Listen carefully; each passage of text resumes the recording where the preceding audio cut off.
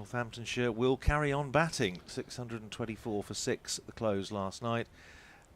We were talking on comms yesterday about what Northamptonshire's options might be and whether they might pull out early, declare behind. Talking to Justin Broad last night in the soft afterglow of his maiden first-class century, and he said that was definitely considered. But I think possibly the weather, again, thinking that it was going to be hard to set up the game that way if there was going to be weather intervention. And I think they felt that it is just so flat. And they don't also want their bowlers to have any more overs in their legs than they absolutely have to. So I think that the idea, were they to get a full day, would be to bat till lunch possibly, if they can get a lead of something approaching 150, 160, something like that, and put Kent in for a couple of sessions and see if they can make something happen on a last day pitch with Yuzi Chahal. But that obviously depends entirely on getting a full day. I think if we don't get a full day, it's going to be very hard to see any sort of interesting developments this afternoon. But anyway, the umpires are out and the batters are out and the fielders are out, and we're going to play cricket. There's hardly anybody here, apart from us, but a few hardy souls in the seats next to us, and full credit to them, because I'm not entirely sure what they think they're going to see today. Yeah, as one individual said to me this morning, you're not setting anything up on that. No. We've had close on 1,200 runs for 14 wickets in this game, and it has been ruined as a spectacle, I think, by the Kookaburra ball, this one. Yep, it's a combination, not a happy combination in this context of a very flat pitch, Kookaburra ball, and scorching temperatures, which have made life even tougher for the bowlers. And I keep thinking back to the game at Northampton last week against Middlesex, when people were saying, "Oh yeah, it's going to break up, it's going to turn." It didn't. It very rarely pitches at Northampton. I'm not sure what the they don't hear in Canterbury. No, I didn't think they did. But at Northampton, certainly in the last 20 years, they very rarely break up or deteriorate to any great extent. But anyway, here we are. We're going to play Matty Parkinson, who's already bowled 34 overs, 1 for 149. Picked up the wicket of Calvin Harrison yesterday, who slapped one to mid-on and was absolutely mortified when he did so. But had a chat with Justin Broad last night. He understandably was absolutely chuffed, getting his maiden first-class 100, and the fact that his dad, Neil Broad, was here as well, I think made it even more special. Here's Parkinson from the pavilion end, and Saib moves on to 151 with a rather well spread field. Yeah, I'm sure he's come over for Wimbledon as well, Neil. May well be, but I think I know he wasn't supposed to be here for very long, but I think he stayed last night, obviously, to have a low-key celebration, obviously, with Justin having to carry on this morning, just about to face the second ball of the day. Yeah, I think even if you played at Wimbledon and you're a Brit, I think you become a member of the All England Club, don't you? And they have various dinners, don't they, over the fortnight of Wimbledon. Very civilised. Yeah, a bit like me and you, Radders. That's tickled round the corner by Justin Broad, but Daniel Bell-Drummond's in quickly, cuts off the single. Well, part of my rock and roll lifestyle, I spent a good chunk of last night trying to put some sort of definitive version of all the records that were broken yesterday. Oh, that's got to be close. The LBW, it's not been given, and there's almost a run out as well. But hit it. He's hit it. Yeah, no signal from Ben Peverell. So that's probably why he wasn't given out, Radders. I would think I think that's a very, very, very shrewd bit of deduction there, Daniel. I think, yeah, I mean, Safe Zabe, obviously, his career best is 159, so that's not too far away. Parkinson in, and was there a little bit of glove involved, rebounding off the pad there? Doesn't matter because the ball bounced quite a way away from Harry Finch. I'll be doing an update for BBC Radio Kent soon as Zabe clips that one out to deep square to Wenda Mieye. The Kent fielders are back in their caps today as opposed to their sun hats. Yes, there's not a lot of reason to have a sun hat on today. It is decidedly murky. Parkinson.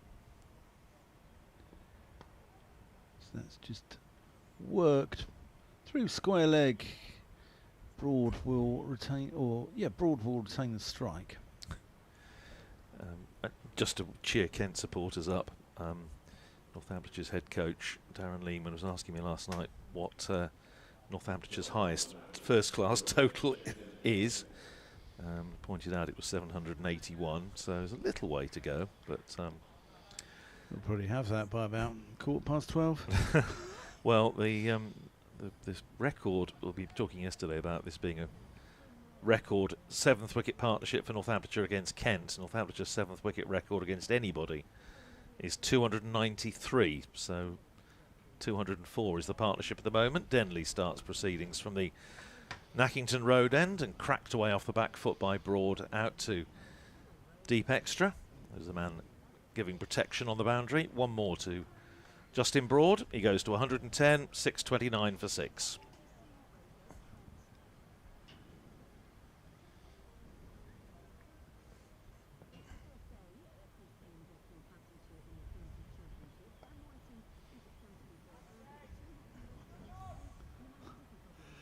It's still a little bit muggy, but it's much more easier to work in. It's got to be said, Sophie. Gloomy conditions here at Canterbury. The floodlights are on. There is a little bit of rain around on the radar, although we're not experiencing any of it yet here on the Costa del Canterbury. Northamptonshire are on 630 for 6, having added 6 to their overnight total.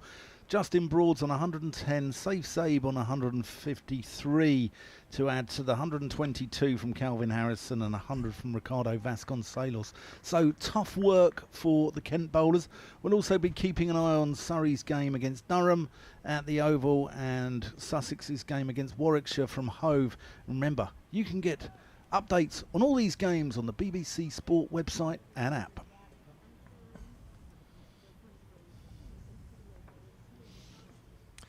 Well, I'm glad Sophie knows what's going on now. That's great. Yeah. 630 for 6. Denley is in. Bowled short and pulled away by Justin Broad. First bounce for 4 over mid-wicket. And Justin Broad goes to 114. Northamptonshire to 634 for 6. The partnership to 210. Yeah, Sophie's quite a good laugh, actually. It's got to be said. So, well, I don't think the Kent bowlers are going to need a sense of humour after this. The only thing I would say, I mean, it's hard to get much beyond, as I say, the combination of pitch and ball here, but Northamptonshire have at least scored rather quicker than Kent did on the first day, as we were talking about off air earlier. The Sabe tries to go aerial, just scuffs it a little bit, but the field, as Dan mentioned earlier, is so well scattered. There's a man back at Nathan Gilchrist is down there at long on, and that went on the bounce to him. It takes Zabe to 154 and Northamptonshire to 635 for 6. Parkinson over the wicket, bowls to Broad, who goes aerial. Has he got enough on this? I think he has just, and only just, as it clears mid-on by, well, to coin a phrase, the barest of margins. Matt Quinn running back, just got over his head. 2 more to Broad. He goes to 116. 637 for 6. I think his father would be proud of that lob. Yes. Yeah, got him running back towards the baseline. Yeah. Here's Parkinson in again, bowls to Broad, who drives pleasantly out to deep cover. I'll pick up another single. 117 to Broad, 638 for 6. Yeah, Kent on the first day obviously scoring 325 runs. Scored across the innings at 3.6. Northamptonshire scoring rate at the moment 4.7. Got 484 runs in the day yesterday. Next ball from Parkinson is clipped away by Zabe out to deep mid-wicket. They pick up another single, 156 6 to safe save, 639 for 6. Parkinson tossing the ball from hand to hand. Floodlights on, bowling from the pavilion end. And bowls to Broad, and Broad pushes defensively out into the offside. And there is no run. Well, according to the radar, it should be raining here now. Yeah, it should be. But is there one or two spots on the window? It might be. I think there's some definitely in the vicinity. Slapped away by Broad. It's running out towards the extra cover boundary, and it reaches the extra cover boundary and goes for 4. Broad is 121. Northamptonshire 643 for 6 at the end of the over. And yes, according to the radar, the weather radar in front of us, there is some rather angry looking stuff heading for us here in Canterbury. I had a little drive up to Whitstable, or down, up to Whitstable. Up yes, north, I was just trying to work out where we are. Yeah, it was, you could barely see the Isle of Sheppey over in the distance, but they're already starting to, I think, get the oyster pots in, or trying to think about them anyway. Big signs saying it's illegal to go and retrieve oyster pots without permission. Yeah, they have oyster beds there, Oyster don't beds, they? sorry, I think off that's the what- off the shore, Yeah. but I think they collect them in pots as well. So I think you know you're right.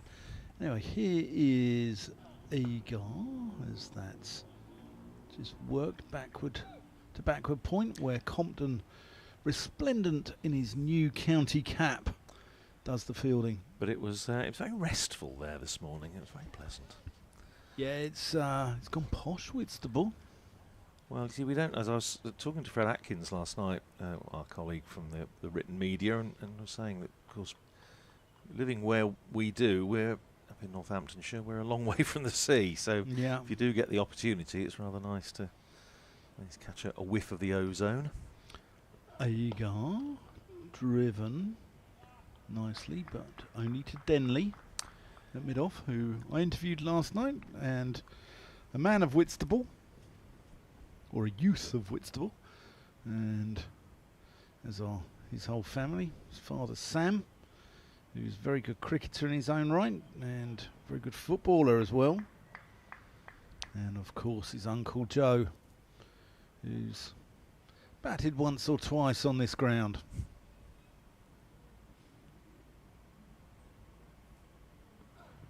Ooh, Sabe gives the charge, gets a thick inside edge, and the ball dribbles out to Finch, but they'll scurry through for a single. 6:45 for 6. I thought Jaden Denley came across extremely mature. I thought he handled himself really well. He was an interesting interviewee, actually. I thought he, you know, often when you're interviewing the youngsters, it's like getting blood out of a stone, isn't it? Radders, you must have been there over the years. Oh, just a few times, yes. Yes, and he wasn't at all. He was actually really thoughtful, considered answers as that's pulled out into the deep to Ekant Singh. They think about 2. Crikey. Nearly a run out there. Good grief. Justin Broad had come a long way down. Yeah. Keen on the on another one. Safe save wasn't. Yeah. Yeah, it's. I think there was a time, I think, when whether it was a directive from on high or whatever, but a lot of young players just seemed to be so corporate, if you like, in their answers, and guarded. yeah, saying the sort of the blandest of things they could get away with. Short and pulled and 4. And that is a career record, career best for Safe Save. Goes past his 159 that was made earlier this season. Yeah, we'll keep you up to date with what's going on. We'll keep you up to date with what's going on in the test match from Edgbaston as well. But going back to Jaden Denley, I thought he gave interesting, quite amusing answers at times. I asked him about the 6. He hit an amazing 6 at the first morning of this game into Wonderful the shot. Freeman House flats. That's driven nicely by Zabe, but the aforementioned Denley cuts it off. And he was laughing about it And I didn't tell him that Ben Compton had told me 2 nights previously. I just told him that my sources had told me, which have now been revealed. But he said, well, he laughed about it and said, but you know, when your timing's good, you get rewarded. I think we're coming off. Yeah, I think it is now starting to rain. We could see it on the radar, and they've decided that they're going to have to come off the field. It's not raining heavily, but it's steadily enough, I think, for them to think about coming off. They're umpires making a note of exactly what time it is. Hopefully, well, I say normally we would say hopefully it's not going to be a long delay. I can imagine there might be people listening that think actually they wouldn't mind too much if it was, but they are coming off, just strolling off really. But there is rain in the vicinity. It was forecast most of yesterday, and as we were saying, the radar a few minutes ago was suggesting that it should be raining here, and now it is.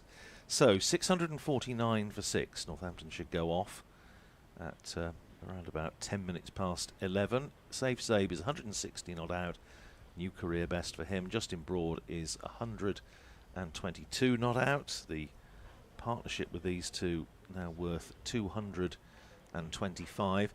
Yeah, just to go back to that point about young players, what I've always said and done sort of a bit of media training down the years is, you know, you all have personalities. Don't be afraid to give a little more than you know, just I'm pleased for the lads, and you know, we gave it 100%.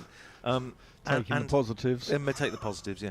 And I think most now have worked out, and I think, you know, there's enough media coverage around the world, and that they see that you know, somebody that has perhaps a little bit more to say, something a bit more interesting to say, a nice turn of phrase, bit of humour, can actually carve out a nice little career for themselves when they finish cricket. You know, you think of Mark Wood, who obviously we all hope is going to have a lot more cricket to play, but he has always had that nice, slightly whimsical sense of humour, and he's now obviously getting involved with the media. So it's a useful thing to be able to do, and it's interesting hearing what you're saying about Jaden Denley, who is what, 19? Yes, he is. Yeah. So it's impressive. Justin Broad, I had a chat with him, and he's just he was just on cloud 9. He was absolutely delighted yesterday, and did make the point, and we touched on this on commentary yesterday, about somebody like him who hasn't had that sort of smooth progression at a county, going through, you know, an age group to academy to second team to first team. You know, he had to do it the hard way, going around different counties and trialling and all the rest of it. And I did ask him if that made days like yesterday perhaps all the sweeter, and he said absolutely it does. Yeah, well, there's the scene on your screens for those watching on the stream. For those listening to us on BBC Radio Kent, unfortunately rain has stopped play, so Radis and I are going to take a break, and as soon as we know any more, we'll be back to update you all. See you soon.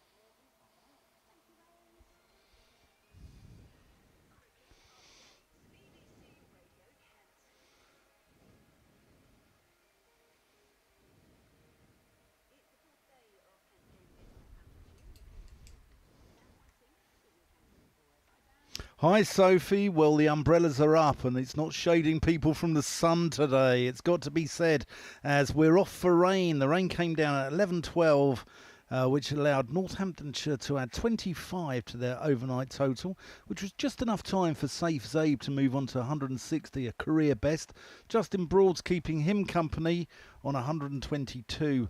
But this game is absolutely nailed on for a draw, and half the crowd here are hoping that the rain puts us all out of our misery fairly early. So, but we'll be keeping an eye on events at the Oval as well, where Surrey are entertaining Durham, and also at Hove, where quite an interesting game is bubbling up between Sussex and Warwickshire. And remember, you can follow all three of these games on the BBC Sport website and app.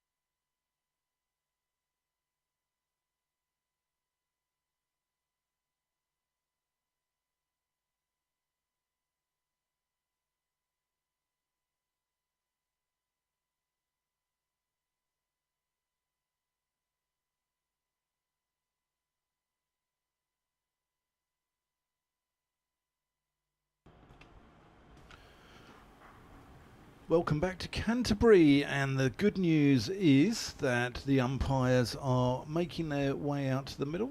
Play is due to resume in about 3 minutes, and we have lost 18 overs off the day. So we've had a break in total for 1 hour and 8 minutes. My name's Dan Whiting, and I'm joined by Andrew Radd, as I have been over the last 4 days, and always a pleasure to have Radders in the box with us. Well, thanks, Dan. Nobody is going out, you have to say, with a vast amount of enthusiasm. I think it's fair to say. Not even the batters, No. Safe Zabe and Justin Broad, are exactly dashing out to the middle. The situation with the weather is, it's very gloomy here, and in fact, The light's borderline. The light, I would agree. I think the light is probably borderline. It is very, very gloomy. Floodlights are on. We do have the advantage of keeping an eye on the weather radar. There is a very large dollop somewhere over the channel at the moment. Yeah. And if we get it, then I think that might be handshakes all round, and I have to try and negotiate the Dartford crossing. But it might be one of those big sort of shower clouds that just skirts past us, maybe just goes a little bit further east. So Yeah, it's somewhere sort of over Hythe, Dymchurch, that area at the moment, isn't it? is it the Romney Hythe and Romney Dymchurch Marsh. Railway? Yeah, Romney Marsh down there, Yes. Dungeness. So yeah, there's some fairly unpleasant weather about. So it's just a question really of whether that hits. I would suggest that's probably looking at sort of lunchtime here. But we are continuing, at least for the time being. 649 for 6. Safe Zabe is 160, career best for him. Justin Broad is 122, obviously a career best for him. Got his maiden 100 yesterday. And here is Parkinson, starting his 37th over and bowls to Justin Broad, who pushes forward, and Harry Finch trots round from behind the stumps to retrieve. It is a small crowd, you will not be remotely surprised to learn.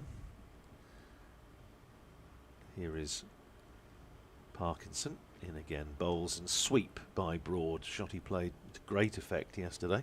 Goes down to deep square for a single, takes Broad to 123, Northamptonshire to 650 for 6. It may be a small crowd, Radders, but the camera beer tent over in the far side has still got a few patrons in it. There are, yeah. No, it's probably a good place. I'm sure it's always a good place to be, but I'd have thought today it might be a particularly good place to be. Parkinson going round the wicket to the left-handed Zabe, who goes for a sort of slog sweep out to deep square. It's cat and mouse again. There are 5 fielders now out on the leg side, and just a question of whether Safe Zabe can clear them, find a gap, or hole out. It doesn't hold out there. He gets a single out to deep square. 161 to Zabe. 651 for 6. Parkinson in bowl short. Cut away by Broad, is running away through extra cover, and well, that's a little short of heroic, but as they often say, the borderline between heroism and stupidity is a fine one. And DJ Giller. If I was DJ Giller, aka Nathan Gilchrist, the idea of going for a sliding stop in this sort of circumstance would probably not be uppermost in my thoughts. Anyway, it goes for 4. 127 to Broad. Make that 128 as a reverse sweep down to deep backward point. Brings him another single. 128 to Broad. 656 for 6. I'm talking of that sliding stop. I'll come on to it after this ball. Here's Parkinson. Bowls to Zabe wide outside off stump, and Zabe just scuffs it into the ground. They're going to get through for... No, I thought they were going to go through for 2, because he didn't hit it very hard, obviously, because it was a thick bottom edge, and Jaden Denley was herring in, but they decided not to risk a second, which is probably sensible. 657 for 6 at the end of the over. Zabe is 162, Broad is 128. Yep, talking of that slide, because Nathan Gilchrist has dirtied his white somewhat. There's a certain club in Hertfordshire who, when it rains like this, they do not put anything out on social media, so the boys can all have a good drink in the bar and lie through their teeth to their wives later on about, you know, we played for a bit, we ummed and ahed, the umpires took us on, took us back off, and nothing is allowed on social media as Zabe goes straight down the ground off Denley, first ball, and that goes for 4. He moves on to 166. And there's one of the players there who I know quite well who takes it even further by putting his whites on and going for a slide in the outfield so he comes home with muddy whites. Oh, brilliant. That's good thinking. So he just works this one up to long on. They think about 2. They do run the first one quickly, but they don't take on Parkinson's arm. Well, the total this morning, 6.24 for 6 when Northamptonshire resumed, was their 12th highest in first-class cricket. This is now their 6th highest total. Fired wide of the crease. Justin Broad. I think he was looking at Rob Bailey. The field is now absolutely ridiculous. Everyone's on the boundary. Yeah. Apart from keeper and bowler. Yeah, that goes out to Joey Everson. And absolutely no criticism of Kent. There's no point doing anything else. But Justin Broad was emulating his father there, looking for the line judge, I think. Chalk dust. Yeah. Oh, sharp. Zabe uses feet and plays this out to Bell Drummond at long off. And I'm not really sure what anyone's getting out of this at the moment, to be honest with you. Good for the average. Not if you're a bowler. No. No. That's reverse swept to Joey Everson. I End of the over, 665 for 6. My suspicion is that even though we've lost 18 overs, they may try, and obviously it depends on the weather, try to do what sort of, I think plan A was this morning, which is bat until lunch, get a lead of 130, 140, 150, and have a bowl this afternoon and just see if Chahal can get amongst them. I'm not at all sure that it's going to happen on this surface, but that I think is probably the only path open to Northamptonshire, having decided not to declare behind yesterday. And likewise, I think Kent are just a little bit wary of that, and that's why they're trying just to cut the boundaries off. Here's Parkinson, bowls to Broad, goes for the reverse sweep, and he's got hold of it pretty well. It's a good bit of fielding down in front of the Freeman House flats. One more to Broad, he goes to 130, 665. Is that 666? Yeah. 665 for 6. No, 666. The number of the beast. Yes. Here is Parkinson, bowls to Zabe, who doesn't quite get hold of that. He was looking to go straight back over the bowler's head as he did in the previous over against Jaden Denley. It goes down to Gilchrist, who this time doesn't do anything too heroic, just stops it, sends in his return at long on. One more, 667 for 6. Broad on 131 facing Parkinson, smashes that down the ground. I think that's going to be 4, is it? Yeah, Jaden Denley, again, discretion proving the better part of valour. He was absolutely steaming around the boundary, and I just had this awful feeling that he might go for the big dive, which isn't really going to help anybody very much, but he didn't. And it goes for 4, and it takes Broad to 135, Northamptonshire to 671 for 6. Here's Parkinson in bowl short and played away to deep point by Justin Broad. Another run for him, 136 to Broad, 672 for 6. Keith Dudgeon's been in touch.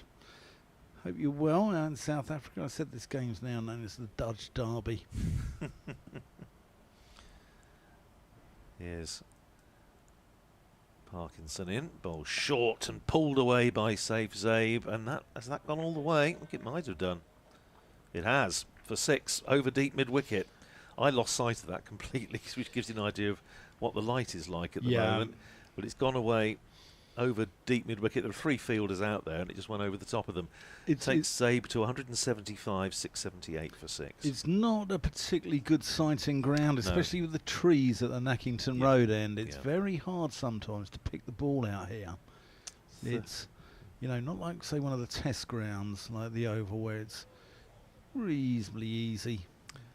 13 off the over so far. The sort of thing we're usually taking in T20 games. They're now having a discussion about something or other. 678 for 6. The partnership now worth 254 for the 7th wicket. Northamptonshire's record 7th wicket partnership against anybody is 293. 4 runs. They have cancelled that 6 and they've put it back to 4. That was presumably what the discussion was about. That could be match defining. What difference that could make. Wide outside the off stump goes Parkinson, and Zabe, cruelly robbed of 2 runs, gets one of them back down to deep backward point for a single. Zabe is 174, Northamptonshire 677 for 6. Northamptonshire's highest, that was the end of the over, so 677 for 6 it is. Zabe is 174, Broad is 136. Northamptonshire's highest total against anyone, as we were discussing this match at some length yesterday, 781 for 7 against Nottinghamshire in 1995, and that was also the only other occasion on which Northamptonshire have had 4 individual century makers in the innings. Screamed through mid-off by Zabe off the bowling of Denley, but only for 1. Kent seemed to be running quite quickly between the overs there. I don't know what the over 8 is. I can't. It's -1. Ah. Is it minus or +1? That's up in the air, but it's gun barrel straight, and it's saved heroically down at the Nackington Road end by Parkinson. That's a terrific bit of fielding. That's commitment. Is it -1 or +1? I can't quite see that. To get binoculars next door. Denley. So that's pulled fiercely out to Daniel Bell-Drummond. I usually just need the binoculars here for the figures at the bottom of the board, which I do find slightly hard to read. Short and pulled venomously through mid-wicket for another 4 runs to save Zabe. He's marching on towards a double. That's now Northamptonshire's 5th highest total in first-class cricket, going past the 681 for 5 against Somerset at Taunton in 2003. Yeah, I think that was a Hussey total, if I remember rightly, built around Mike Hussey. Yeah, I think records are going to be broken here today. Get Roy Castle and Norris McWhirter out. Well, it took me a long time to do this little summary last night. I've been asked by 1 or 2 of the people at the club to just give them a list. It did take a while. Zabe, good weight of shot here. He's going to come back for 2. And does he get them? Yes, because despite Akansh Singh coming in quickly off the line, Zabe is very quick between the wickets. I'll be doing an update for BBC Radio Kent after all the snarl-ups through Tunbridge Wells. There's one more there to Zabe.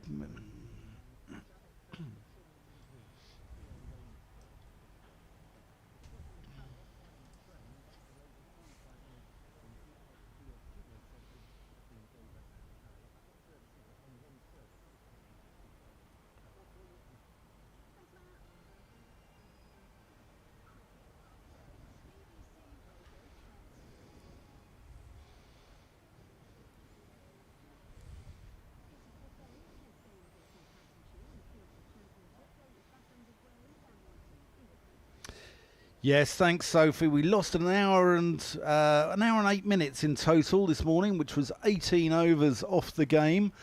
Northamptonshire have moved on to 688 for 6, the 5th highest score in their history. Safe Zabes on 182, Justin Broad's on 139 as records are being broken here, left, right and centre. In fact, I think I saw Roy Castle and Norris McWhirter out in the distance. But it's going to be a draw. I should imagine this game is drifting to an inevitable conclusion. We'll be keeping an eye on Surrey at the Oval as they're entertaining Durham. I believe they're back on the pitch. And Sussex against Warwickshire. We're also keeping one eye on the radar as well. As a lot of murky looking stuff is crossing the channel towards us. So this game might conclude early. However, you can keep an eye on it all on the BBC Sport website and app.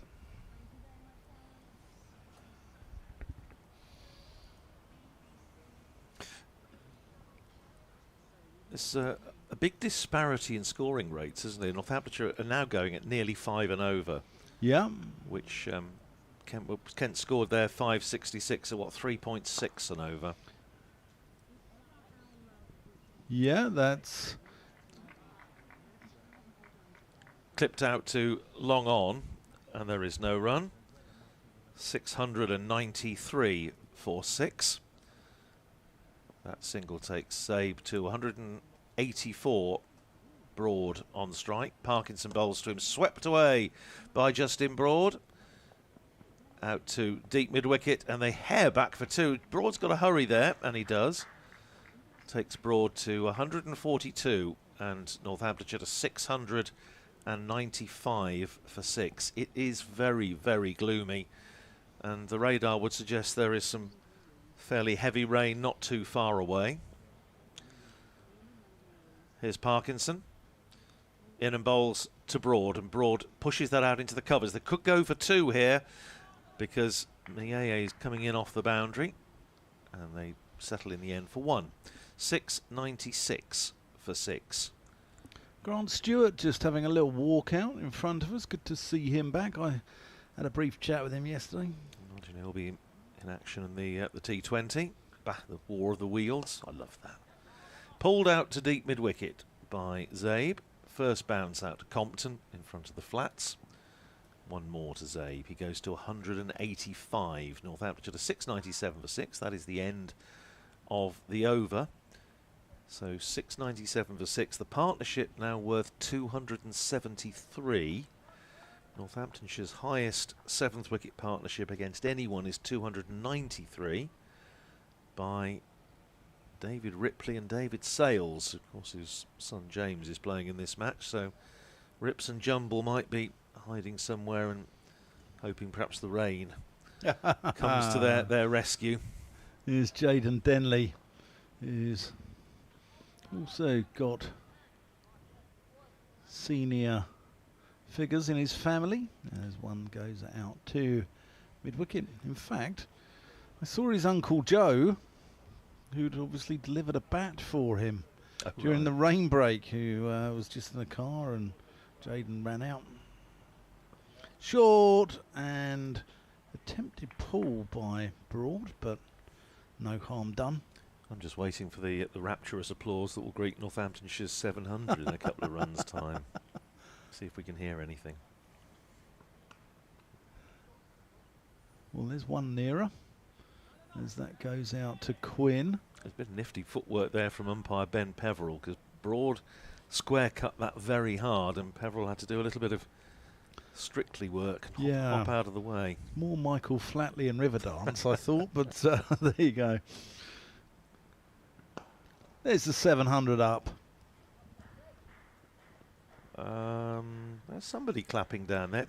It's either a seal or probably somebody on the Northamptonshire balcony. No, he's getting around there in the far end of the Cheeseman.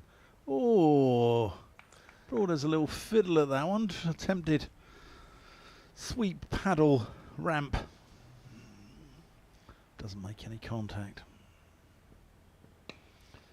That's not Broad's most picturesque shot, but it takes him one nearer 150. End of the over, 701 for 6. We have now had close to 1,300 runs in this game for 14 wickets. Yeah, this is Northamptonshire's 5th time past 700. I was reporting on the next one on the list, which is 712 all out by Northamptonshire against Glamorgan at Northampton in 1998. Malloy made 322. Northamptonshire were a long way behind on first innings and managed to save the match, but there's hardly anybody there because the Cobblers were playing at Wembley in a playoff final against Grimsby Town, and hardly anybody at Wantage Road. Flighted up by Parkinson at the start of the next over. Drive out to deep extra by Broad, fielded by Compton. Out at deep extra, one more to Justin Broad, who goes to 146, 702 for 6. Brings Safe back on strike, 187 not out. Parkinson in bowls to him, full toss, driven out away through extra cover. This might split the field. It's a terrific effort by Jaden Denley out on the boundary, and he's managed to keep it in. That is admirable commitment from Jaden Denley in a match that is becoming of increasingly academic importance, but keeping his own standards up, so good for him. 704 for 6. Zabe to 189. Parkinson in. Nudged away into the onside by Zabe, and they will settle for a single. 190 to Zabe. 705 for 6. Yeah, the last thing anyone needs to do is get injured here. No, absolutely. Here's Parkinson, and again bowls to Broad, and that's gone up in the air as he just gets a little rather tired looking top edge, and he wanted to come back for 2, and Zabe says no. 706 for 6. Northamptonshire's lead is 140, which is just worth keeping half an eye on, because as I say, it may well be, and especially if we do avoid the worst of the weather, that Northamptonshire will, I think you can clearly see what they're trying to do, and that is to get a bit of a lead and maybe just put Kent under a bit of pressure this afternoon, but they do need the weather to play ball. Here's Parkinson in again, bowls and dropped out into the onside by Safe Zabe. Another single to him, he goes to 191.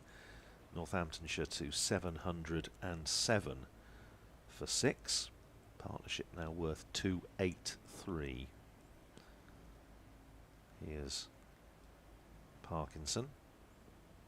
Ooh, and doesn't let go of it in the end. Doesn't feel quite right. Parkinson in his 39th over. This is 40th, isn't it? One for 197. He's in and bowls, and a sweep by Justin Broad. It's running out towards the boundary, but it's not going to go for 4. It's fielded down in front of the Leslie Ames pavilion. It's one more to Justin Broad. He goes to 148, and Northamptonshire to 708 for 6 at the end of the over. A lead of 142. There are, well, we've got 20 minutes to go until lunch. Having had a look at the radar, Dan, I don't think we're going to miss all of it, put it that way. I think we might miss the worst of it, but I don't think we're going to miss it all, looking at the radar and where it's coming from. Yeah, it seems to be going out over Thanet that way, doesn't it, the worst of it? Well, it might be just that it comes during lunchtime and we don't lose any cricket. Wouldn't that be good? But that's the state of it at the moment. That's the animated version. Got Moncons here. There's one more to Broad. Takes him one shy of his 150. No, I don't think we are going to miss all of it. I think we're going to get a load. It's coming up. It's exciting, this, isn't it? We're sitting here watching an animated weather radar app. It's one more to Zabe. Keeps us occupied. 710 for 6. Partnership now worth 286, I bet. Sales and Ripley back at HQ. Short and scream down the ground. Is that going to be 4? No, it's not, but it's enough to take Justin Broad to a brilliant 150 off just 127 balls, striking at just shy of 120. And what a fine innings this has been from Justin Broad. One of the nice guys in the game, and fully deserves a warm round of applause. Yeah, he's an absolute delight to work with, and couldn't happen to a nicer fella. There's one more to his total. Played out to deep cover, as Rad has pointed out about half an hour ago. All 9 Kent fielders are, or all 9 Kent outfielders are on the boundary. Their lead is, Northamptonshire's lead is currently 147, as that is being given a run. There must have been some bat involved, so Zabe is 7 away from his double. And Northamptonshire scoring rate is now over 5 and over. Yeah, it's Broad fetches this one from outside off stump to Wonder Miyeye. 715 for 6. We are 19 runs away from being 1,300 in the match for just 14 wickets. Well, Matty Parkinson 1 for 198 from 40 overs. I just wonder if he's going to have to carry on bowling. Yes, he is. I thought, he's a captain, I thought he might just have taken pity on him and put somebody else on so they didn't have to go for 200. I saw one of the Durham spinners went for 245. He did, yeah. Who was that? I can't remember. Dressel. George Dressel, yeah. Dressel. He was a Bristolian originally, playing up at Durham. Yeah, I don't think he hugely enjoyed himself. 715 for 6. Broad on 153. Facing Parkinson, who is beaten outside the off stump. Don't see many go past the bat of late. There was a polite inquiry from Matt Parkinson, which you may have picked up on the effects mic. Not out, says umpire Ben Peverell. Parkinson, buoyed by that little moral success, hangs that outside the off stump. Broad going for a little late cut, didn't get anything on it. That's 2 balls in a row that have gone past the bat. Yeah, I remember Pitch has gone, call them in. Durham had drizzle and rain in That's their right, yeah. ranks at one point. If only we could have those at Canterbury. Now. It's Broad trying to work that away into the onside. Hits him on the pad. And keeper Harry Finch trots round to retrieve. Jayden Denley fielding immediately down below us. Looks as though he's really enjoying himself. Here is Parkinson in and bowls, and Parkinson taking all the pace off it, and Broad slaps it out to deep extra cover for a single and looks frustrated. He's got 154 off 130 balls, and he's looks as though he's frustrated to have missed out. 716 for 6. Zabe on 193. Round the wicket comes Parkinson. Bowls to him, he sweeps. He's going to get just a single down to deep backward square. Parkinson's through the 200 barrier as well. Yes, he gets he gets more applause for that than Northamptonshire did for getting 700. And raises the ball. That's a bit great stuff. This now equals Northamptonshire's highest ever 7th wicket partnership. Here's Parkinson in bowls. That's wide outside the off stump. And I can think of other circumstances and possibly other officials who might have outstretched the arms there, because that was very wide. But anyway, he didn't. It stays at 717 for 6, and at least for a few more moments, David Sales, rather, not James Sales, David Sales and David Ripley have a share of the highest ever Northamptonshire 7th wicket partnership in first class cricket, but I suspect they may not do so for much longer. Well, carry on, says Dan, so I'll carry on. There's a moment of history, or not, as the case may be. 717 for 6. Here is Denley bowls, driven by Safe Zabe, back down the pitch, and so straight indeed that he clatters the ball into the stumps at the non-striker's end. Rob Bailey doing his Michael Flatley impression now. Yes, well, he's a nifty mover, Robert. 717 for 6. All the fielders on the boundary. Jayden Denley in and bowls to Safe Zabe, and that is a new Northamptonshire record for the 7th wicket. 294 is the partnership, surpassing David Sales and David Ripley against Essex at Northampton in 1999. I remember that one well because Northamptonshire were in fairly deep trouble, if I remember rightly. They were 58 for 6 when those two came together, and Ripley and Sales put on 293. David Sales going on to 303 not out. Denley from the Nackington Road end to Broad, who has a big hack at that. Doesn't make any contact.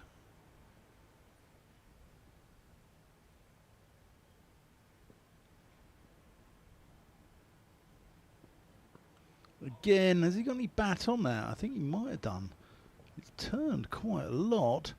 Is it buys? I think it's bat. It is bat. 2 more to Broad. I think he might be on for a double.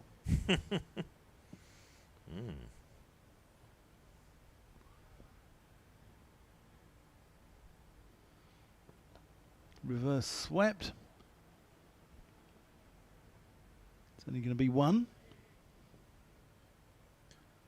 I do actually remember that David Sales triple in that match, because he was on to beat the then record Malloy's 3-2-2 the previous year, and he put on quite a few for the last wicket with, I think, Michael Davis, and Dickie got out, and I seem to remember David not being not being best pleased. They put on 88 for the last wicket, and there were 98 extras in that innings. Oh, wow. 48 no balls, a lot of them to Ashley Cowan, if I remember rightly. Saib happy just to work the ones. David Ripley is also captain in that game, in fact. I noticed that Umpires are just having a conflab here, and it does look a little bit murky towards where the weather's coming from. It's raining again. Yeah, and I think sadly we're going to have to come off. Safe Zabe doesn't look very happy about it. 4 shy of a double 100, but it's not down to, they're not offered the light anymore, are they? It's down to the umpires who take a reading, and if the umpires say we go, then we have to go. Well, it's not like the old days, is it, Radders? That will be lunch as well, so they'll potentially not lose any more overs depending on how heavy it is. Yeah, Safe Zabe, 196 not out. Memories of Leas Deploy at the county ground last year when Leas Deploy was 196 not out with a whole day to go, and they didn't bowl a ball on the last day. Slightly controversially, because it was one of those very windy. We had a lot of rain, but it was also very windy, and there was concerns over the safety. Yeah. Over the safety of the player, of the ground staff rather. And I don't think Richard Johnson was best pleased. But Leas Deploy was left stranded, 196 not out. But we'll see what Northamptonshire decide to do as and when we get back on. But that, I'm pretty sure, will be lunch at 7:22 for 6. Yep, so Radders and I will be back when there's some more cricket, whether that's at the end of lunch in 40 minutes or whether it's at some point in the afternoon session. But we'll keep you updated. So from Radders and I at a gloomy Spitfire ground, St Lawrence here in Canterbury, we'll see you soon.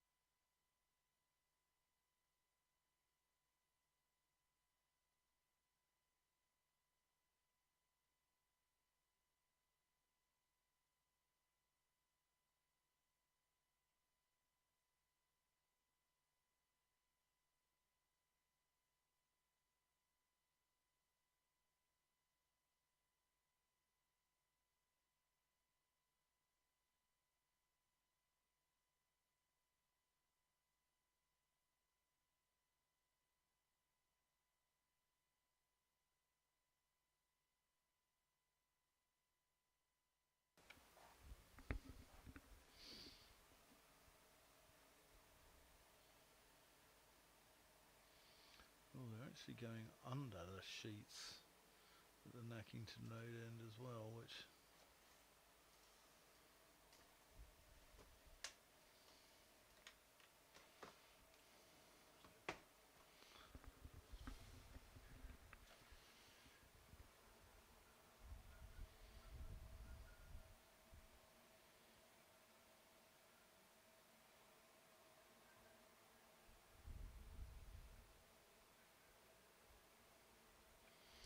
goes to show though they can get on with it when they want.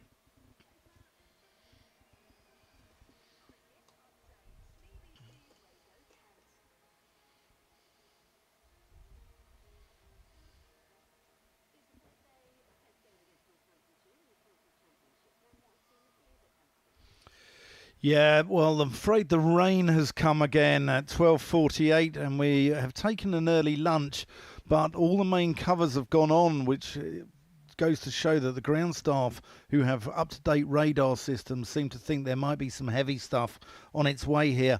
There was just enough time this morning for Northamptonshire to add another 98 runs to their imposing total. Safe Zabe, he's on 196, just 4 shy of a double hundred, and Justin Broad has also reached his maiden 150 as records have tumbled. In fact, we are just shy of 1,300 runs in this game for 14 wickets taken. We'll come back in the afternoon and we'll let you know what's going on here at Canterbury. We'll also let you know what's going on at the Oval and also at Hove. But you can keep up to date on all these games on the BBC website and app.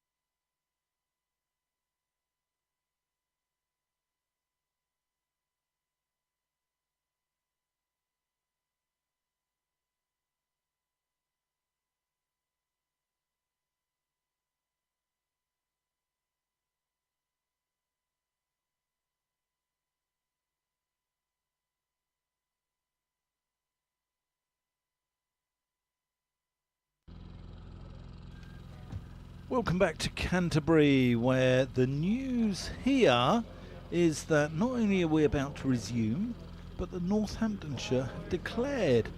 That's 722 for 6. That's a lead of 156, and they will have 63 overs to try and make some inroads into this Kent innings. I'll just run through the the batting figures was Vasconcelos 100, Proctor 8, Harrison 122, Sales 41, Robinson 55. Safe Sabe finished tantalisingly short of a double 100, 196 not out. McManus 13 and Justin Broad got his maiden 150 with 157 not out. The bowling figures: Agar 14 overs, 1 maiden, 1 for 88. Gilchrist 17 overs, 4 maidens, 85 without taking any wickets. Matt Quinn 15 overs, 3 maidens, 1 for 47. Matt Parkinson 41 overs, 1 maiden, 1 for 200. Joey Everson 17 overs, 1 maiden, none for 55. Jaden Denley 24 overs, no maidens, 2 for 148. Ekant Singh 3 overs, no maidens, none for 22. Tawenda Miyaye 15 overs, 1 maiden, none for 68. My name's Dan Whiting, and I'll be joined this afternoon by Andrew Radd and also Liam Knight from the club office, the media manager here at Kent. He'll be getting his dulcet tones over the airwaves. So, afternoon, Radders. Did you see that coming? I thought they might have another over just to try and get Safe Sabres 200, but I suppose in a sense it's good. It shows that the team's more important, and he will have, I'm sure, other opportunities the way he's playing at the moment. Yeah, here's Guthrie full Yorker, which Denley manages to keep out. I have to say, having sort of monitoring the radar, I still think there is a bit of rain that we've still got to go through. Forecast is supposedly better for later on, but it looks as though there may be a little bit more heading this way. It is very, very gloomy at the moment. Yeah, the light must be an issue because the floodlights look seriously bright at the moment. Guthrie full, driven by Denley. But yeah, I mean, once the artificial light starts to take over from the natural light, that's often when umpires will pull the pin. Yeah, absolutely. And there is a lot of sort of heavy rain just coming over the coast from France, and I think it's probably fair to say we're not going to miss all of it. Might miss some of it, but I don't think we're going to miss all of it. Those French, what have they ever done for us, eh? Pleasantly driven through the offside by Denley. He's going to get a couple as Proctor's in pursuit out towards the lime tree.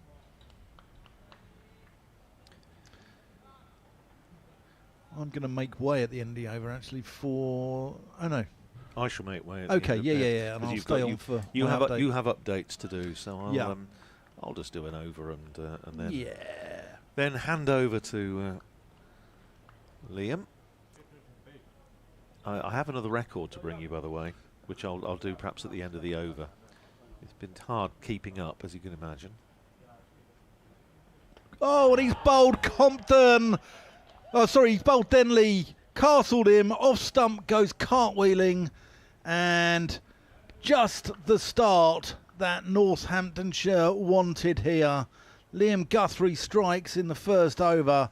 And do we have a game of cricket on our hands, Radders?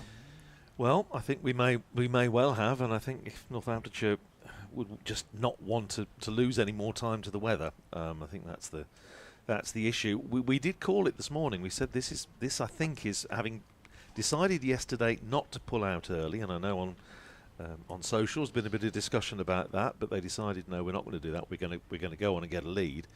Having decided to do that, as we said this morning, they need a full day. They need not to lose any more time to the weather, which I think they will probably be lucky if that is the case. But yeah, absolutely. Terrific start from Liam Guthrie. Pitched it up. I'm not sure it did a great deal. It might have swung a touch. I mean, it is fairly heavy. but it just looked as though it was a full-length ball, and he missed it. It was a spectacular one, though, isn't it?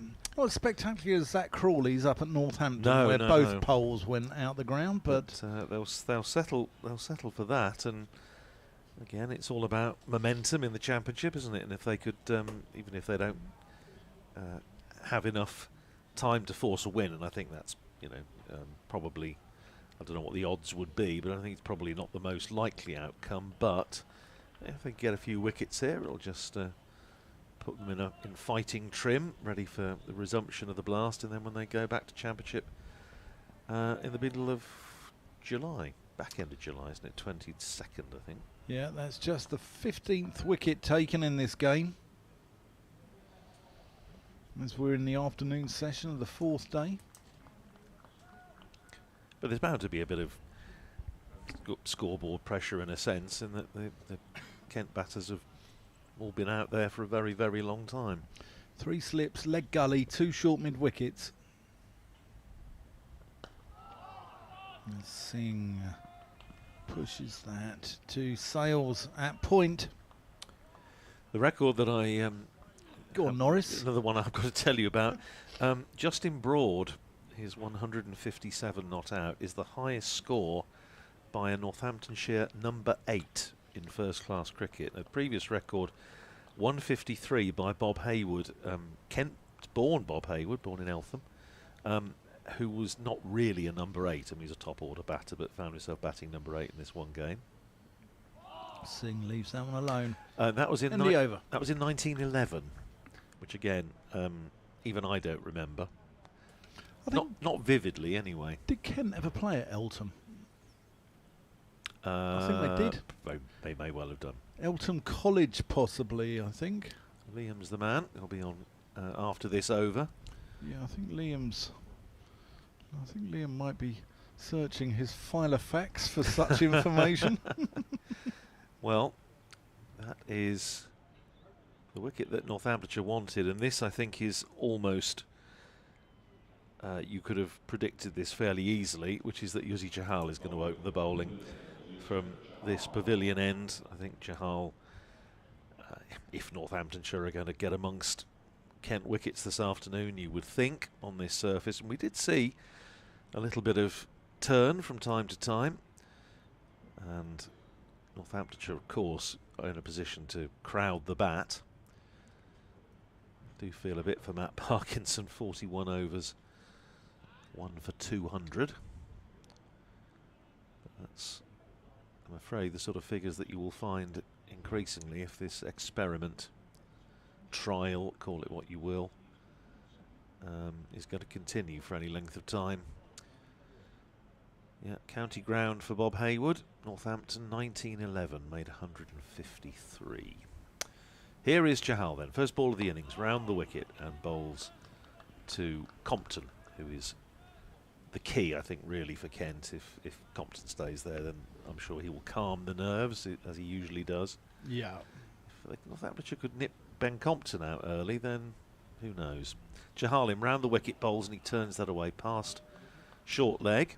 There was a forward short leg, Vasconcelos, leg slip, Calvin Harrison, a slip, Justin Broad.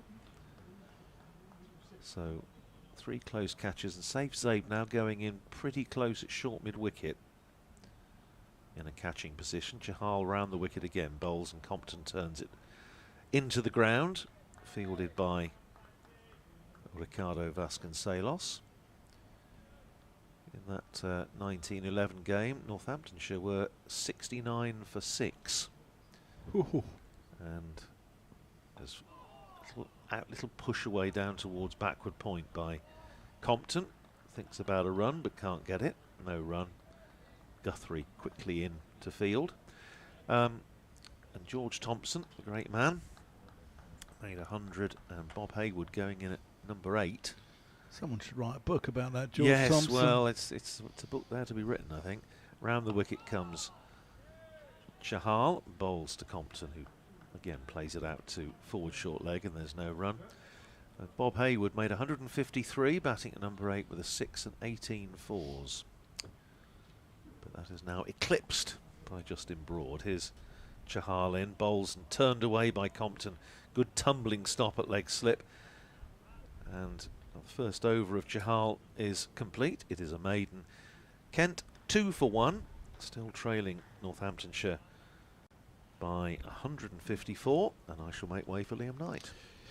Yeah, the ideal start for the visitors, with Guthrie removing Denley's off pole in spectacular fashion. And now it's down to another of the Kent youngsters in Ekant Singh to try and negotiate the Australian left armour as he gets forward and plays that into the onside. And a big warm welcome to the Kent media manager, Liam Knight. I nearly said Liam Guthrie there. Liam Knight. How are you, Liam? I'm good, Dan. How are you? I'm wonderful, mate. I'm wonderful. There's a lot of rain around, I think. I don't know if we're going to cop that at any time. Good bouncer by Guthrie. Slingy action. Seems to be a bit coming across the channel, but whether we get it or not, I think it might be skirting around and going out sort of over Thanet that way. The clouds are going north to south, so the rule of thumb from Lorne Hart, our scorer, is that if the rain comes from the south, then we're done. But it seems to be coming the other way, so we might still get a few more overs in today. Singh pushes this to James Sales. Darren Lehman walking down below us. He likes a lap, doesn't he? Like a 10,000 metre runner. He's obviously going the way around for wickets. Yes, he goes different ways, doesn't he? Yeah, were you a superstitious oh no. player, or do you think it's a load of mumbo jumbo? I was never good enough at sport to be superstitious. Singh drives. That's an on drive of the highest quality from Ekant Singh. Lovely shot, runs away up towards the Nackington Road end. And he's off the mark. Kent a 6 for 1. I think, though, what will happen here is Kent say score 90 off 30 without losing any more wickets. I think we might just shake hands. Again, that's a pretty shot from Ekant Singh. He's pleasing on the eye. That's well fielded, actually. Is that Sharma on a sub-fielder? Yeah, it is.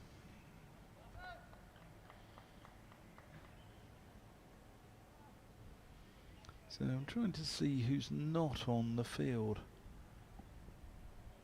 I think it might be Safe Saib, actually.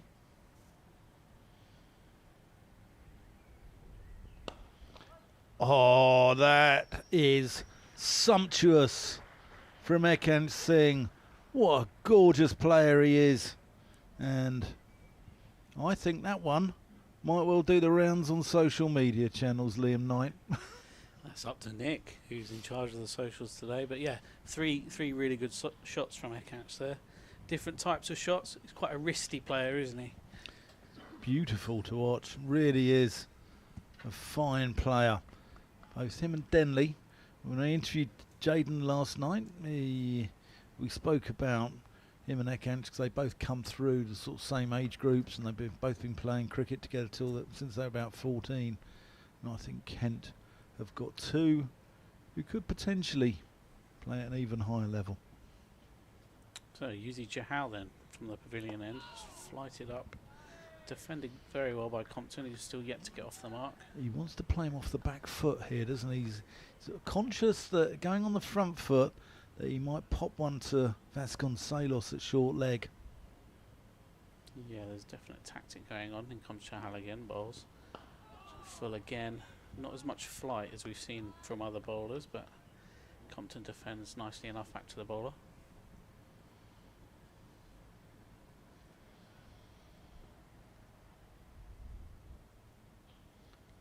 He's in again. Slightly shorter. Compton comes towards it. But yeah, that leg slip and silly mid-on are in play here, aren't they? Certainly are. Chahal starts his run up past the umpire. Bowls. That's full again. Compton defends, no run. But do Kent drop the anchor now? Or do you look to score? No, I think just play a natural game. I think Compton will only play his game. Chahal comes in again. That's defended back foot this time from Compton. A few oohs and ahs in the field, but I think he got behind that well enough. Well, in this new era of cricket, as it were, do you want to get a few runs on the board? It looks at the minute like Ben Compton is just going to play like Ben Compton and play every ball on its merit. Chahal changes angle then, comes in, defended again by Compton. That's the end of the over. Kent 12 for 1, 144 behind Northamptonshire. Yeah, I think Singh will just play his natural game, and as you said, Compton will play his, which are probably the antithesis of each other. But sometimes that works, though, doesn't it? oh, are we coming off for rain? It looks like it. Oh, I think we are. Compton is looking to get off that field rather sharpish, being the senior man out there. And we are going off, whether it's for rain or for bad light. Yeah, there's a little bit of rain around. And as Rad has said, oh, and the pitch matting has just fallen off the tractor. Probably one of the more exciting things that's happened over the 4 days here at Canterbury. But Kent 12 for 1 at 150. Let's just see what the forecast is saying. So it's saying that 80% chance of rain now, 40% at 3 o'clock, and then we might be all right after then. It actually says sunshine from 4 o'clock. But if we didn't come on until, say, 3 o'clock, we'd probably lose 19, 20 overs, wouldn't we? So we'd have 39 left in the day. And I think, really, if Kent negotiate 20 of those, I think it might be curtains. Anything could happen, though, Dan. Anything could happen. My biggest concern is negotiating the Dartford Bridge in the rush hour.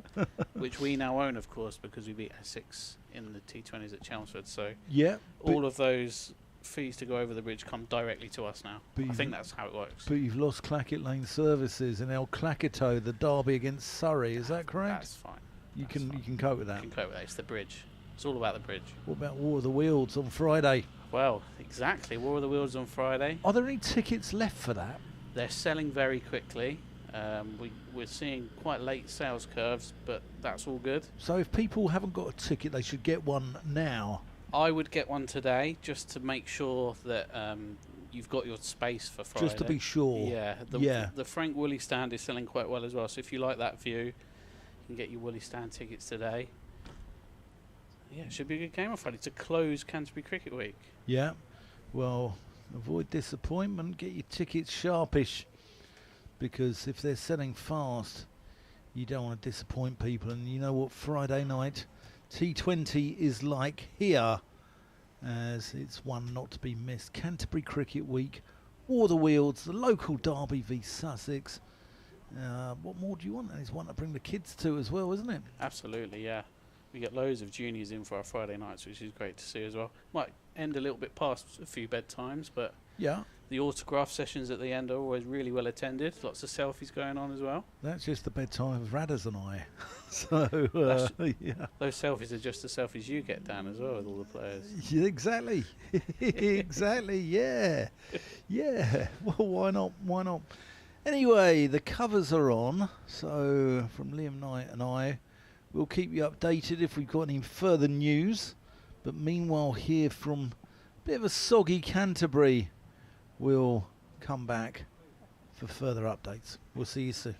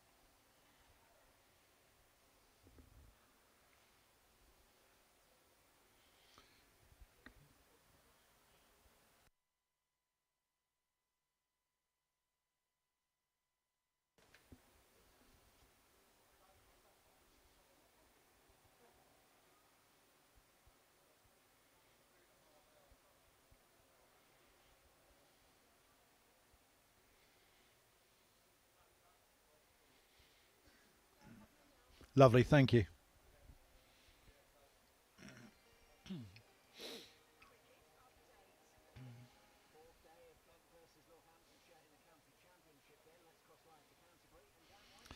Yeah, I'm afraid we've got our third rain delay of the day, and it's a little bit of drama's happened here actually. Northamptonshire declared after the second rain delay when we took an early lunch. So that was 722 for 6 declared. That was a lead of 156. And then Liam Guthrie took out Jaden Denley's off stump, to which before the rain came, Kent were 12 for 1. Meanwhile, at the Oval, Durham are 33 without loss, needing Surrey to take 10 wickets to secure victory. And Sussex against Warwickshire. Warwickshire 142 for 2 in a game that looks destined for a draw. Remember, you can keep up to date on all these games via the BBC Sports website and app.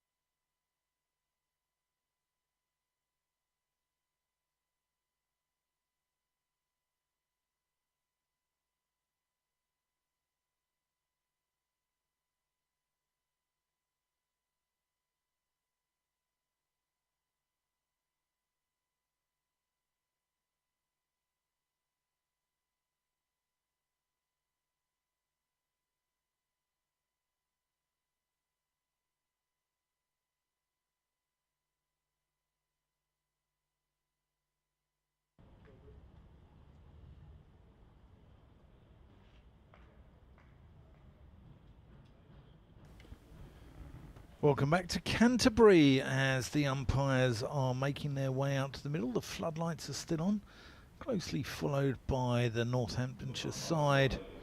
Luke Proctor leading them out, but as we found, he seems to be usurped by Yuzi Chahal, who likes to sprint past him and get over to the umpires and get the ball in his hand, get a good feel of the ball, often with a wink and a smile. My name's Dan Whiting, and I am delighted to be joined by the voice of Northamptonshire, Andrew Radd. Afternoon, Dan. Afternoon, everyone. A lot brighter now, I have to say. It's probably brighter than it's been at any stage of today. It was pretty murky this morning and has remained so for a good part of late morning and early afternoon, but it is a bit brighter now. Forecast is a little more encouraging, unless you particularly want to hit the Dartford crossing a bit earlier on this afternoon, which in a purely selfish point of view would not have been too bad an idea. But more importantly, we've got a game of cricket here, which is 48 overs remaining. Northamptonshire basically needing to take 9 wickets in 48 overs. Yeah, I reckon slightly less, because I think that it's so fast scoring here. I think that they would probably score close on 200 if the 48 were bowled. I think it would go at close on 4 and over. Well, we shall see. It is going to be Liam Guthrie with the attacking fields. Yep. Well, that's right. Northamptonshire need to take wickets. Guthrie running in towards us from the Nackington Road end, bowling wide, and Ekansh Singh chops down on it. Try saying that after was it a box of pineapple and mango that we've just had? Yeah, Radders and I have not been to the pub during the break. I promise you, the bat and ball is now shut over the road. Chops it down to backward point, fielded by Sales, no run. 12 for 1. Guthrie having picked up the wicket of Jaden Denley. Bowled for 2. Here's Guthrie in again, round the wicket, bowls to Singh. Plays it out to extra cover. And there is no run. So if you're just catching up with the events of the day, Northamptonshire resuming this morning on 624 for 6, eventually declared at 722 for 6. Northamptonshire's 4th highest total in first-class cricket, with Saif Zabe 196 not out, Justin Broad 157 not out. Gave Northamptonshire a lead of 156. Here is Guthrie in bowl short, and Singh just sways out of the way, goes through to Lewis McManus. We have had some rain after lunch since the start of the innings, which has cost us a few more overs off the day's allocation. Northamptonshire, I'm sure, would have been hoping to get a full day in here, bat till lunch or not far short, and then have a couple of sessions to try and get amongst the Kent batters. Well, they have got some time, but you feel probably not enough on this surface, but we'll see. Here's Guthrie in bowls, and forced nicely off the back foot by Singh, but can't get it past Saif Zabe at extra cover. Zabe's 196 not out, career best for him. Broad's 157 not out, career best for him, indeed his maiden first class 100, and also the highest score ever made by a number 8 for Northamptonshire in first class cricket. Was Harrison's 122 a career best as well? It was, maiden first class 100, so there's a lot of it about. 3 slips in place as Guthrie is in and bowls to Singh. Drives past backward point and runs away down to the boundary for 4 runs. James Sales sets off in pursuit. So 16 for 1, Kent trailing by 140. Kent having lost Denley, bowled by Guthrie for 2. That was 2 for 1. Not long after that we were off for rain. Floodlights are still on, but it is considerably brighter than it was perhaps an hour or so ago. Here's Guthrie. And again to bowl to Singh. Short, pulled away, and a good half stop at mid-wicket by Adi Sharma. who's on as substitute. That's a superb stop. I was looking towards the flats there, thinking, where's the ball gone? And that is the end of the over. It is 17 for 1. It wasn't Ali Sharmi, it was Chahal. I was just because Ali was on earlier. I think he's not on now. Actually, I think Northamptonshire have a full complement. Yeah, Zabe is back on. Yeah. But Chahal has been the weak link fielding wise, hasn't he? He's not necessarily the most acrobatic, but that was a terrific stop. Yeah, it certainly was. Just a reminder that tea is set on the last day, so tea will be at 3:40. The earliest the captains can shake hands is 10 to 5. So I think that if this is destined for a draw, that they probably will shake hands at 10 to 5, but we could be here till 6:30. As Singh works that one through square leg and moves on to 16 from just 15 balls in that stylish fashion of his. Yeah, most of the serious rain has now gone through. There's a little bit of sort of drizzly dribs and drabs around, but I don't think that's probably going to be that much of an issue.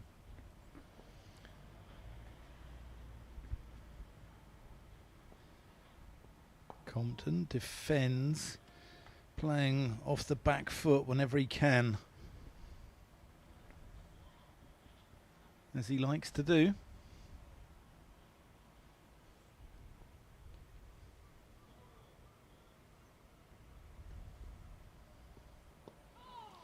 It's just defended. It's an interesting point regarding the Kookaburra ball, with England playing a test match, so those wanting to get used to a Kookaburra ball will not be working on it in county cricket, or virtually all, as Compton drives this firmly to Leach at mid-on. The point is, very few of the England players, certainly those that are centrally contracted, playing county cricket anyway, Yeah, so even if they're not actually playing in the test. So one of them does here, but obviously Yeah. he's away with England duty. Defended again. The other point is, we're seeing Yuzi Chahal, who's been signed recently by Northamptonshire. He was here last year as well. So it's pushed back to the bowler end of the over. There's 46 left in the day. Are we seeing an influx of overseas bowlers when it's Kookaburra ball time? You've seen Yuzi Chahal. Todd Murphy's just been signed by Gloucestershire for that reason. So is it working to the detriment of the English spinner? Well, I mean, I can only speak really as far as Northamptonshire are concerned. Calvin Harrison is still playing. Northamptonshire playing two leggies.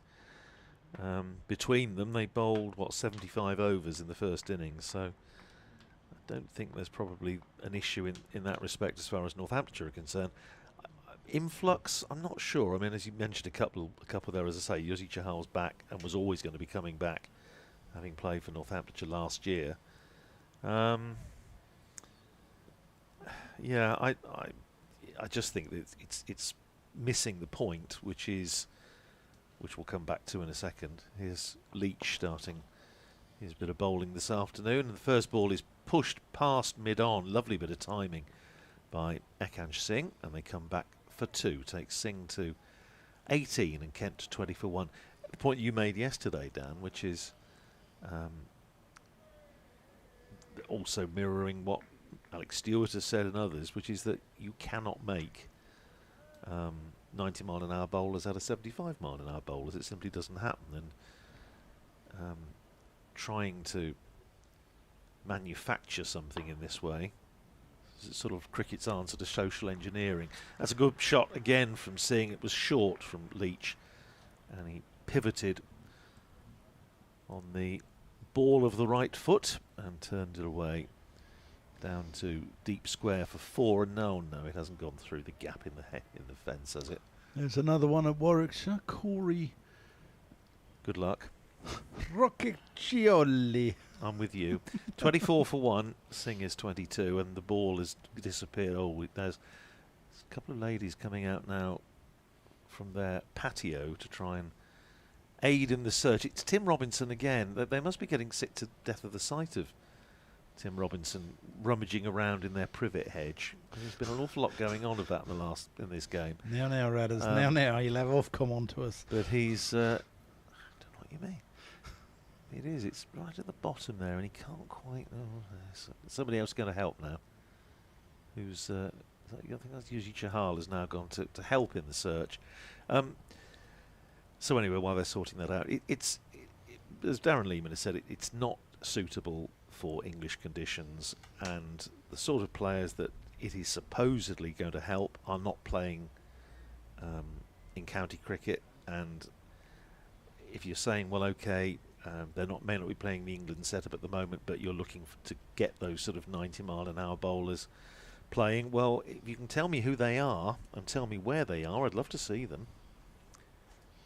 90-mile-an-hour bowlers in county cricket. Ajit Singhdale, he's one. Maybe, yeah. There's one. Marshawn DeLunga, who's South African. He's South. I'm talking about English, those that might actually play for England.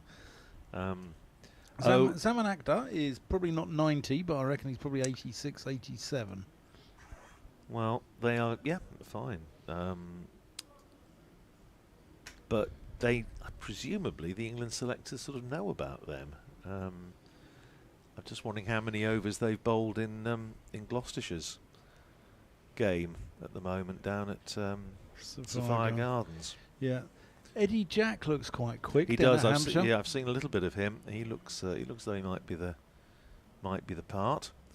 So Gloucestershire playing Glamorgan at the moment and battling to try and save that game. In Glamorgan's first innings of 528 all out, Ajit Singhdale bowled 24 overs, 2 for 72. And Zaman Akhtar 21 overs, 2 for 84. With most of the overs being bowled by the aforementioned Todd Murphy and the South African Graham Van Buren bowling spin. Yeah. Here's Leach in, bowls and driven crisply by Singh, very well fielded off his own bowling by Leach. The ball has not been found, so they've, I think, changed it. I saw the box of balls coming out. So that was obviously, I don't know, it might just have got caught in the hedge or something and they couldn't prize it out. Tim Robinson's losing his touch. Yeah, he's been pretty good at discovering the balls down there. He was one of the spectators on the first day, wasn't he? He was really standing around trying to see if the ball suddenly appeared.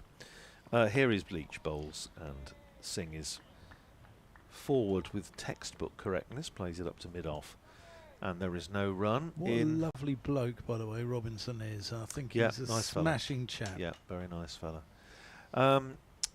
In the Test match, England's bowling, of course, first against India at Edgbaston. India 138 for 2, so no more success for England since lunch so far. Hampshire in the Championship battling to try and avoid defeat against Worcestershire down at Southampton. Leach is in and bowls wide, short, 4. Ekhanj Singh is not going to pass up that sort of scoring opportunity, and he does look, as Dan's been saying in this match, a high quality player. I haven't seen him before, but I somehow think we're going to be seeing quite a lot of him in the future. 26 to Singh out of Kent's 28 for 1. Hampshire are 191 for 4 in their second innings against Worcestershire. They're still 267 behind. At Taunton, Somerset 159 for 4 in their second innings against the Division 1 leaders Nottinghamshire. Leach in again, bowls to Singh, clips it away down to deep square, where the aforementioned Tim Robinson fields. One more run takes Singh to 27, Kent to 29 for 1, and that is the end of the over. Somerset 159 for 4 in their second innings, so they've just taken the lead. They're 29 runs ahead. Durham following on against Surrey at the Oval. Durham are 90 for no wicket in their second innings, so they're still 368 behind. but with at least a half-decent chance of saving that match. And Emilio Gay, former Northamptonshire player, is 61 not out off 72 balls with 10 fours, so he's going for the positive approach. Warwickshire 170 for 3 down at Hove against Sussex in their second innings, so Warwickshire 52 ahead. You would think that one is destined for a draw. Chahal to Singh, who defends. But at York, where the game just seemed to be crawling along for a good part of its duration, Essex have slumped to 108 for 7 in their second innings against Yorkshire. They're just 17 runs ahead, 3 wickets standing. Chahal to Singh, who pushes this to Vasconcelos at mid-off. In Division 2, Derbyshire have lost to Lancashire at Chesterfield. Lancashire winning there by 261 runs, bowling Derbyshire out for 251 today. Oh, and that's bowled Singh. That is a classic leg spinner's dismissal. Pitching middle, taking the outside of off. And what a lovely dismissal there from Yuzi Chahal. Yeah, it took a good ball to get Ekhan Singh out, who again has looked, as we've just been saying, very, very impressive. But Chahal, I think Northamptonshire always felt that he might be the key today. It's amazing, isn't he? Wheeled away in the first innings, bowled, 42 overs and didn't take a wicket. Well, he's in the mix now. And Kent are 29 for 2 with 44 overs and 3 balls remaining and the sun out.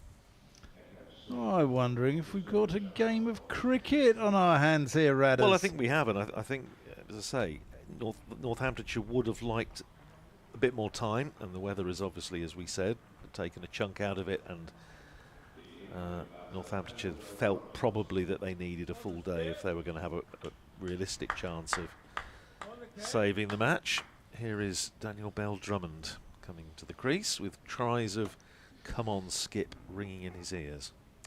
Derbyshire 251 all out to lose at Chesterfield by 261 runs. Tom Bailey picking up 3 for 39. George Balderson has had a good game there, 4 for 54. So the top 2 in Division 2 have both lost. Leicestershire lost to Middlesex and Derbyshire lost to Lancashire. Lancashire got a few George. They had George Lavelle last year. I think he's been released, hasn't he? They've got George Balderson and George Bell. Yeah. It's like the House of Hanover.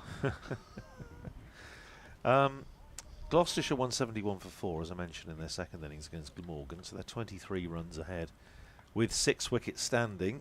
So just a little bit of work to do for Gloucestershire to get away with that one. And then, of course, that leaves here, where we do have a potentially interesting situation developing. Chahal, as Daniel Bell Drummond has come out, number 4, trying to steady the ship here for the hosts, who probably just need to bat another 15 overs to make this game safe without losing another wicket. I think it would be a calamitous collapse to lose all your wickets in 29 overs. It has been known. Redders is giving me the eyebrow there. Chahal in, and Bell Drummond pushes that to Zaib at mid-wicket.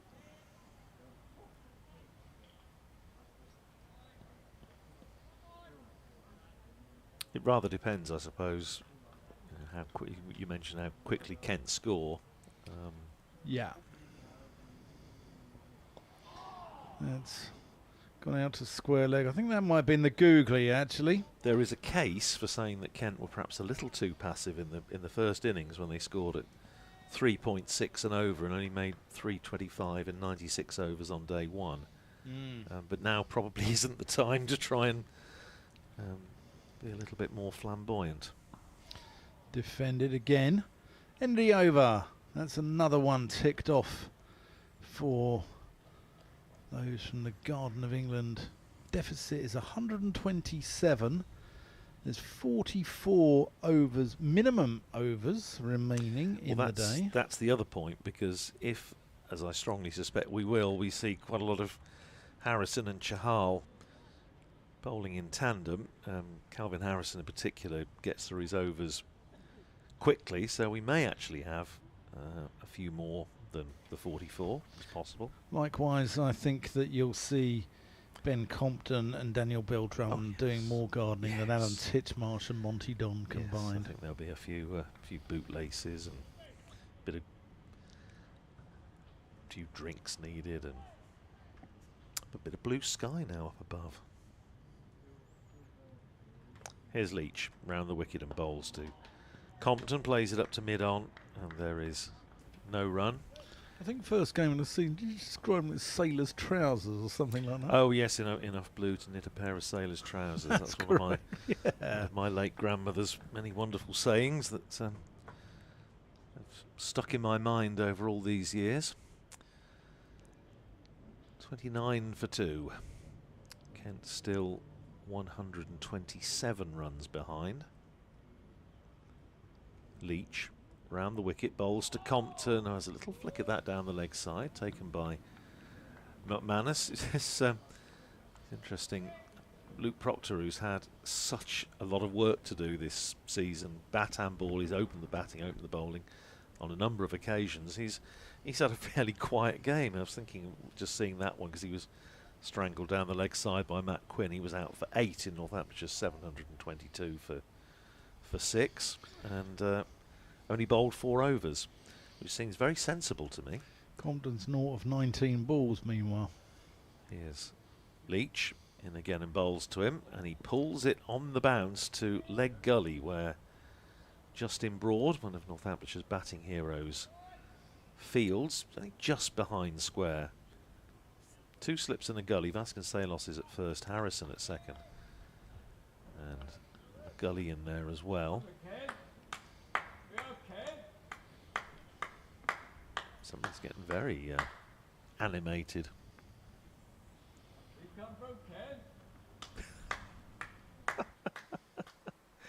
Here's Leach in, bowls, and just plays slightly across the front pad out into the onside, and there's no run. I think it's just a Kent supporter, just trying to G the team up. Trying to work out if that's coming from the Cheeseman Pavilion or the Sir Frank Woolley stand next door. Well, or even downstairs. We've got beaches. We've got beaches. Oh, that's wonderful. That's one of the great sledges. In goes Leach, bowls to Compton, who plays it off the back foot out to Proctor at extra cover. Well, this is true, you see. I was saying to... It's not Fred Atkins down there, is it? No, they haven't. But have they got the Billing Aqueduct? Billing Aquadrome. Oh, Aquadrome. Yes, the playground of the Midlands, it used to be called. It's still very much there. But we haven't got... No, it's very true, we don't have beaches. We're about as far away from the sea as it's possible to be in England. We've got beaches. Round the wicket again comes Leach, bowls to Compton, plays it back down the pitch.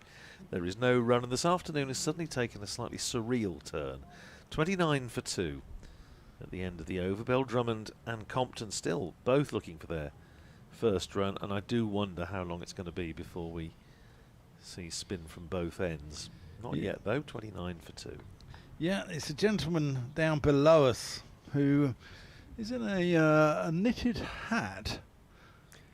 I wouldn't think it was a day for knitted hats, would you really? With Kent written across it. Oh, well. And a pair of shorts shouting out, "Come on, Kent, we've got beaches." Well. We've got a few copper beaches, I think, but not quite the type that I'm sure the gentleman is referring to. In fact, Fred was only talking to me last night about where I was saying how lovely it is to see the sea, and he was saying, where's the nearest seaside resort from Northampton? Chahal in, and that's been pulled by Bell-Drummond up towards the grassy knoll for 4 runs. And I suppose that just about the nearest Seaside Resort is probably Hunstanton in Norfolk. It's still a decent drive actually up there because it's not great roads. There's no sort of motorway out that way. Skegness. Skeggy, yeah, Skeggy's quite popular. Yeah, Great Yarmouth, because Norfolk sort of goes around, Yeah, doesn't it, with a hump. It's about 2.5 hours out to sort of Aldborough out that way and Southwold. Defended by the Kent skipper, back to Northamptonshire leg spinner, or one of them. About 3 hours down to Brighton or Bournemouth, so it's, yeah, we are pretty central. Bill Drummond just feeling for that one a little bit. It is slightly, talking about surreal, it's slightly surreal to think that in a couple of days' time we're going to be back to try and smash the thing out of the park. Yeah. The T20 returning. Tossed up by Chahal and Bill Drummond. On drives to Leach. I remember on this very ground we were talking about pylon 3, weren't we, on the first day, where we used to have to do the media interviews at COVID time and just after, talking to Adam Rossington over there. Well bowled by Chahal, but Daniel Bill Drummond equal to it. And he had to back quite a long time, Adam Rossington, here to save Northamptonshire. Batted about 4 hours for 50 on the last day, and he said it is a bit of a grinding gear change, and you suddenly got to think that 2 days' time I'm supposed to be trying to smash the thing all over the shop. Left alone. That's another over-negotiated 42 minimum left in the day. Deficit now 123. But I imagine Friday night there will be, well, I'm sure there'll be a good crowd for the War of the Wealds. Yeah, he's a good lad, Adam Rossington. Yeah. Only first-class cricketer I know who's a fellow Barnet fan. Well, we all have our cross to bear. And yeah, also, of course, at Northampton, it will be Northamptonshire versus Lancashire. One more win for the Steelbacks should, you would think, put them safe in the quarterfinals. They obviously still want to try and finish as high as possible, make sure of a home quarter, but I did a little bit of delving through recent seasons in terms of qualification, and in only, I think, 2 instances since sort of the last 5 years has 7 wins not be enough. So 8 is always, 8 gets you through. So Northamptonshire 6 wins out of 8. Here, Leach is starting a fresh over, and there's an appeal for LBW, a strangled appeal, because I'm pretty sure Ben Compton got a dirty great nick on that as he went across his stumps. Well, will Northamptonshire become the first side from the Northern Group to qualify for finals day for 3 years? That's right, yeah. Well, Northamptonshire haven't got to finals day since the last time they won it in 2016, which is extraordinary, really. Got to the quarters last year, had a home quarter, but lost to Somerset. Here's Leach round the wicket, bowls to Compton, who nudges it away past Broad at backward square, and they come through for a couple of runs, and that takes Ben Compton off the mark. 2 off 25 balls. He won't worry about that in the slightest, even if the gentleman downstairs is exercised by it. 35 for 2. Kent still 120 behind, 121 behind. I'm keeping the outside effects mic turned up because I think he's providing such good entertainment, that gentleman. So I just think that We've Got Beaches is wonderful.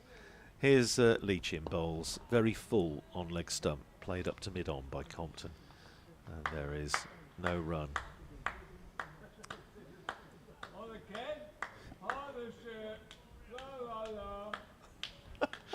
Partnership, la la la. What was that? Partnership. I thought he was saying Derbyshire. I was going to say I don't think they're playing actually. I don't. Oh, it's partnership, la la la. Oh right. Oh, that's good. Here's Leach.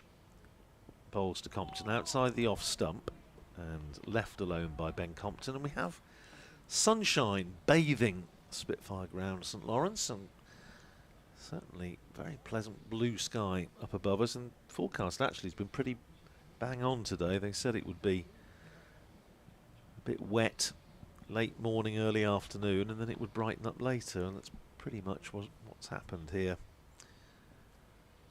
41 overs after this one, minimum remaining as Leach is in and bowls to Compton. Forces nicely off the back foot for 4. Lovely shot. Just gets onto the back foot. There is a big gap through the covers, and he picks up 4 runs. Compton to 6 and Kent to 39 for 2. Still 117 runs behind. McManus emulating the gentleman down below us by doing a bit of clapping and general exhortation. 2 slips and a gully. Leach bustling in again, bowls to Compton, pushes out the covers and going to pick up an easy single.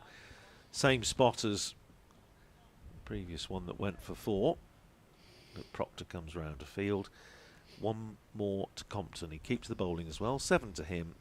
Bell Drummond is 4, and Kent are 40 for 2, still trailing by 116. Yeah, 40 minutes left till tea. The deficit now 116, with a minimum of 41 overs remaining in the day. Of course, the captains could shake hands before then. 10 to 5 would be the earliest point, and they can do it at any point thereafter. But if Northamptonshire start taking wickets, you can bet your bottom dollar that Luke Proctor's hand will remain firmly in his pocket. Oh, that's well bowled. Compton looking to drive offside. The ball dribbling out onto the onside.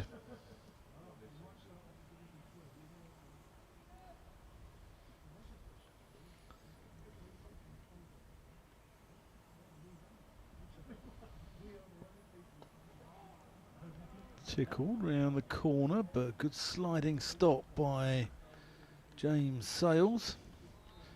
Don't know if he's talking to Tim Robinson yet after being sold down. Yes, he was, wasn't he? Rather. Yes, sold down, well, wherever. Sold down the Medway, down the Thames. Looking at the Division 2 table, which with those wins for Middlesex and Lancashire and defeats for Leicestershire and Derbyshire, it is very much starting to bunch up again, depending on, of course, the other games today. Oh, that's come out the front of the hand there from Chahal. Assuming Kent don't lose this, which I don't think, the odds probably that they won't, they will get, what do they get, 3 batting points. They'll get 13 out of this. They'll get 13. Northamptonshire will get 14. So that will still keep Kent bottom of the table. 10 behind Middlesex. It's just defended again by Compton. 14. So there's no bonus points in that table you've got No. in front of you, Radders. 14 points for Northamptonshire will put them on to 108. They'll go 4th. Well, it depends depends what Gloucestershire do. Of course. But yeah, they look like they might save the game then. yeah. That's big turn from Chahal. Big puff of dust as well. But no harm done from a Kentish perspective. And they're 40 for 2. So that will be the case then going into the final knockings of the group stages of the T20 before County Championship returns the 3rd week in July. Northamptonshire have got home game against Derbyshire after a trip to Merchant Taylor School, with which Northamptonshire are now very familiar. Lovely, thank you. This will be the 3rd year running that they have played at Merchant Taylor School against Middlesex. Guthrie it will be to continue. I know you'll be updating BBC Radio Kent in a moment or two. 2 slips in, Guthrie back into the attack, having picked up the first wicket of Jaden Denley. Here's Guthrie, in and bowls to Bell-Drummond, pushes it up to mid-off. Fielded by Chahal, who comes across to field and there's no run. Kent 40 for 2, having lost Jaden Denley for 2. Ekansh Singh for 27, wicket apiece for Guthrie and Chahal. Northamptonshire with a backward point. Extra cover, mid-off, mid-on, mid-wicket, long leg.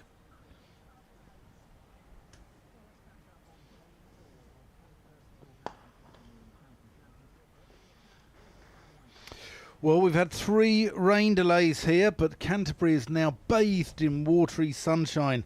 Northamptonshire declared earlier on 722 for 6. That gave them a lead of 156, leaving Kent to negotiate some difficult times, and it got even more difficult for them when Jaden Denley was bowled by Liam Guthrie for 2. And then Ekansh Singh was also bowled by Chahal for 27.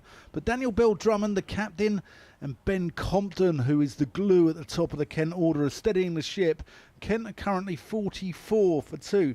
Meanwhile, at the Oval, that game looks nailed on for a draw as Durham are 114 without loss, meaning that Surrey need to take 10 wickets to force victory. And also at Hove, where Sussex are toiling away, and that game looks destined for a draw. Warwickshire currently 180 for 3. Remember, you can get all these games on the BBC Sport website and app. Lovely cover drive from Daniel Bell-Drummond off the bowling of Liam Guthrie. Takes him up to 12. And Kent to 48 for 2. Guthrie in again to bowl to Bell-Drummond, who clips that out to mid-wicket. Just picks out the one man in that region. Justin Broad. 48 for 2 it stays. I just think it's Northamptonshire have got to go double spin. I really do. I think I agree. the seam is, you know, at the moment It's meat and drink, isn't it? it is. I don't think it's really going to test batters of this class over much, whereas I think, you know, spin at both ends gives them something different to think about. Here's Guthrie in and bowls and pulled away by Bell-Drummond, and it's only going to get a cup. No, only one in fact. That's a really good bit of joint enterprise fielding down there. Safe Zabe coming round from long leg, kept the ball in and flicked it on to Tim Robinson, who completed the fielding and sent in the throw. 49 for 2 at the end of the over. 13 to Bell-Drummond, 7 to Compton, and Kent still 107 runs behind. We've got about 35 minutes to go till tea, and 39 overs minimum remaining in the match. Yeah, Tim Robinson having a chat with me earlier about the Kookaburra ball and how it behaves differently in New Zealand to how it behaves over here.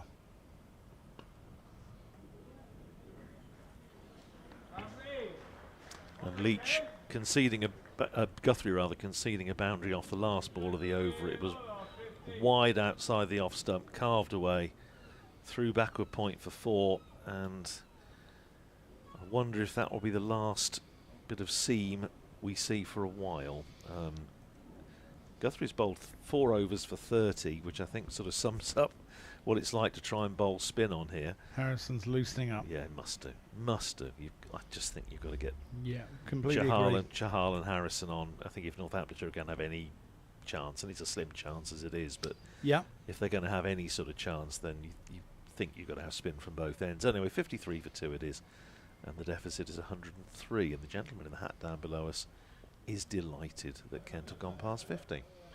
He certainly is. As Chahal comes in to Bell-Drummond, who works this one through square leg as Guthrie lumbers after this one a little bit wearily. 2 more to the total. Well, I imagine he'll have a little bit of a break now, because I don't think he'll be involved in the T20 come Friday. Be surprised if he is. But he's been a good signing. Oh yeah, no, he has absolutely. But don't think he'll be in that team. That's... Oh, Daniel Bill Drummond, yeah, quickly through, no real danger, especially given the accuracy of Dominic Leach's throws during this game. He hasn't actually, not only has he not hit in a number of attempts, I don't think he's even actually come that close. I'm not sure he's even been in the same postcode, No. despite having 3 stumps to aim at from mid-on, as opposed to, say, being side onto the wicket where you've got 1 stump to aim at.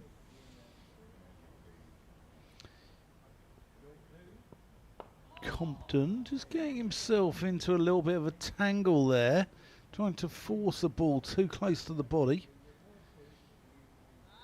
Half an hour left to tea.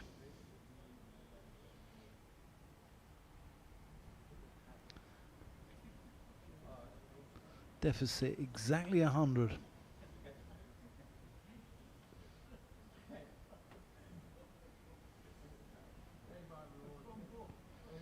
That's flighted from Chahal. What point do you think, even if they stay 2 wickets down, do the skippers shake hand? 15 overs to go. Well, that's the earliest they can, isn't it? It's 10 to 5. Oh, that's a big appeal for LBW. Rob Bailey, whose umpires switch around in the second innings. He's at the pavilion end, and Chahal he wasn't no. interested, was he? Such interest as there was came, I think, exclusively from behind, which makes you think he may have got a little nick on it.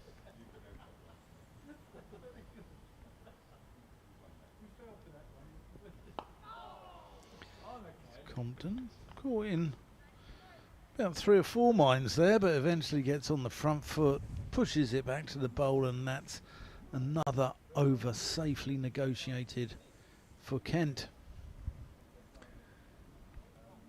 So we have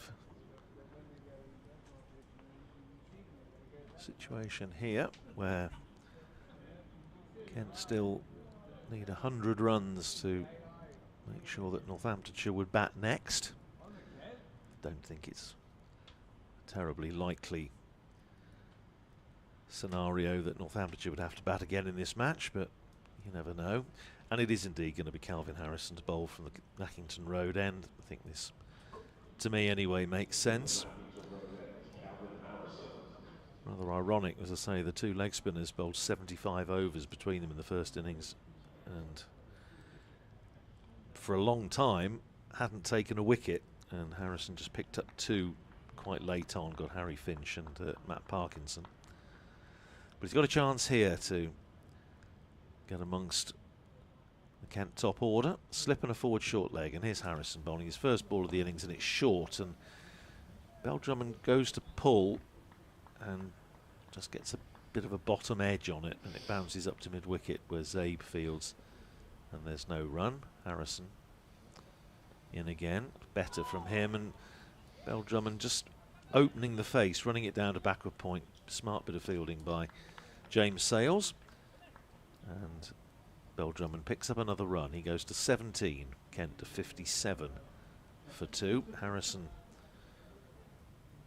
having made his maiden first-class 100 in the Northamptonshire innings, and now with 27 wickets this season in the Championship.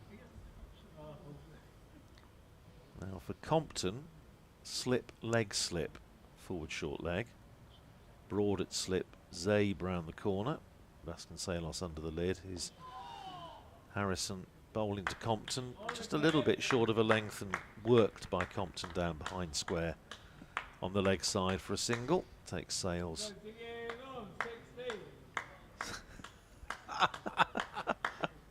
Sales comes round to field. This is good free entertainment. This, I think, it's a spectacular bit of marketing here from Liam and his team to give us a bit of free entertainment. 58 for 2. 98 runs behind. Field just changing over with a second slip going in now for Drummond. That's outside the off stump, very full, little bit quicker from Harrison, but Drummond lets it go. I remember a game that we both covered, Gloucestershire versus Northamptonshire at Bristol a few years back. Here's Harrison in bowls, and Beldrummond takes a step down the pitch, having got there, plays it back down the pitch, and Harrison fields. Where the locals had been on and off for bad light regularly, and the locals had us reaching for our outside effects volume button. Yes. Harrison in again, and Beldrummond comes down the pitch. Looked to me as though it was either pad bat or bat pad, but he was a long way down, and I don't think umpires are likely to guess to that extent, despite the fact that Calvin Harrison asked the question. But again, we've seen Harrison there just coming into the attack and already starting to ask rather more questions than the seamers did. So 58 for 2 at the end of the over, with Beldrummond on 17. Compton is 12, and Kent still trail by 98 runs, 37 overs minimum remaining. Yeah, I seem to recall you reaching rather quickly for it when one of the locals was only saying it was farcical. I think you thought he might have been saying something else. I thought he might be saying something else, yeah. It was the initial letter that worried me a little. But indeed. I think he might have tripped on his air. But he, I mean, that's a bizarre game, actually, wasn't it? 3 days played in Stygian gloom, and the sun came out on the 4th. Compton getting down the track to Chahal, trying to smother the spin whilst yorking himself. Deficit now 98.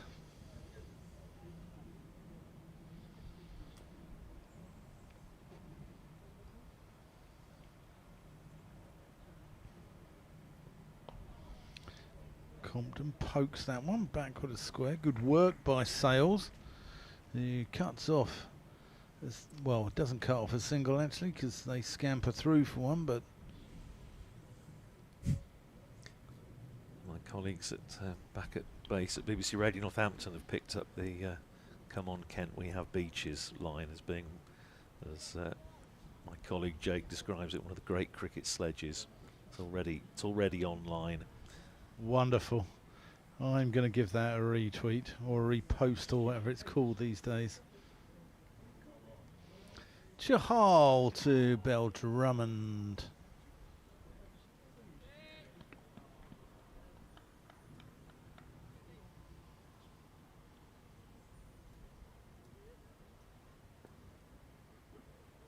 In he comes. Oh, what's happened there? Where's that gone?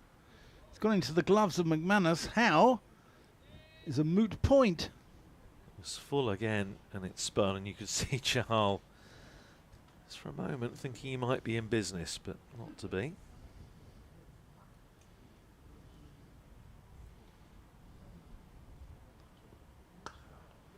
Cut away, but to Robinson. And one more to the total.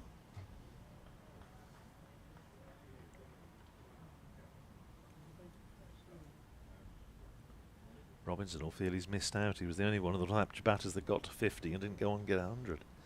Yeah. But James Sales is still feeling a little sore as well. Let's not mention that when in Tim Robinson's vicinity.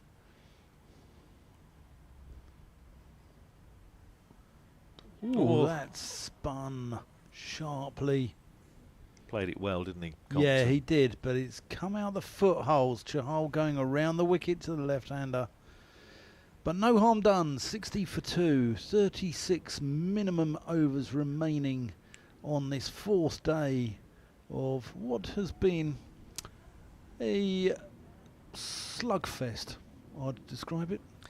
Well, it's, yeah, I mean, there's been... contest is what you want, and for a large portion of this match, it hasn't really been a contest between bat and ball, but bit of interest still here as Harrison starts a fresh over. Appeal for LBW as Beldrummond props forward. Not out, says umpire Ben Peverell, and at once another helmet is being summoned, and I think Northamptonshire, fair enough, they've got absolutely nothing to lose. I think they're going to try and pile the pressure on. Vasconcelos just then, having received the helmet, just places it behind Lewis McManus. So 2 slips and a forward short leg as Harrison is in. Big appeal for LBW again as Bell Drummond tries to sweep. Not out. Not out, says umpire Peveril. I didn't catch that last. No, nor did I. Probably just as well. 60 for 2. Saying you are. I'm not sure they talk like that in Northampton, but there you go. Here's Harrison in again and Bell Drummond playing it down to safe say, but second slip stroke gully really. No boy, we don't talk like that at Northampton at all. No. Here's Harrison in again. Bowls down the pitch comes Bell Drummond. Another big appeal, not out. That far down the pitch, the umpire's got to be guessing, and he's not prepared to do so. It looked high from behind the wicket. Yeah, he's skipping down the pitch, but goes back to what we were saying. He's asking questions, and it's not easy out there against the spinners. Here's Harrison in again. Bowls to Bell Drummond again. He's down the pitch, and Lewis McManus was just about to launch yet another appeal, and then realised that he wasn't going to get any support. That's because he doesn't have any beaches around where. No, we don't know. It's things. It's always been one of our big Achilles' heels. And again, Bell Drummond using his feet. It's a good contest, this, between Bell Drummond and Harrison. And it's the end of another testing over from the leggy. 2 overs for 2 from Calvin Harrison. It's 60 for 2. Kent still 96 runs behind. Minimum of 35 overs left and 20 minutes to go until tea. Yeah. The chap below us is providing fantastic entertainment. Do you think Liam's got him on the strength? The media and marketing team here at Canterbury. I don't know.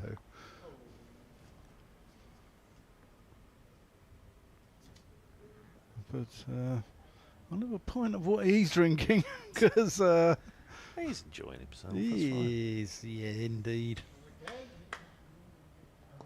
Compton turns this into the leg side. It's interesting. I don't remember hearing him until this afternoon. No, I haven't seen him here before. Or I certainly haven't seen anybody dressed in a woolly hat, shorts and a one-day shirt from about 2001.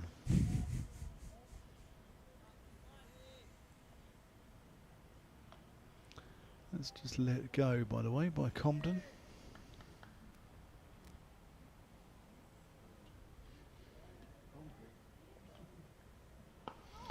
Oh, that's kept a little low. Compton having to be watchful. 60 for 2. Deficit's 96. 34 remaining in the day. I'm surprised that left alone, but sharp turn. I'm surprised that Kent are allowing Northamptonshire to bowl these overs as quickly as they can. If I was the Kent batters, I'd be doing some gardening, trying to just play for time a little bit, also trying to disrupt the rhythm of Chahal and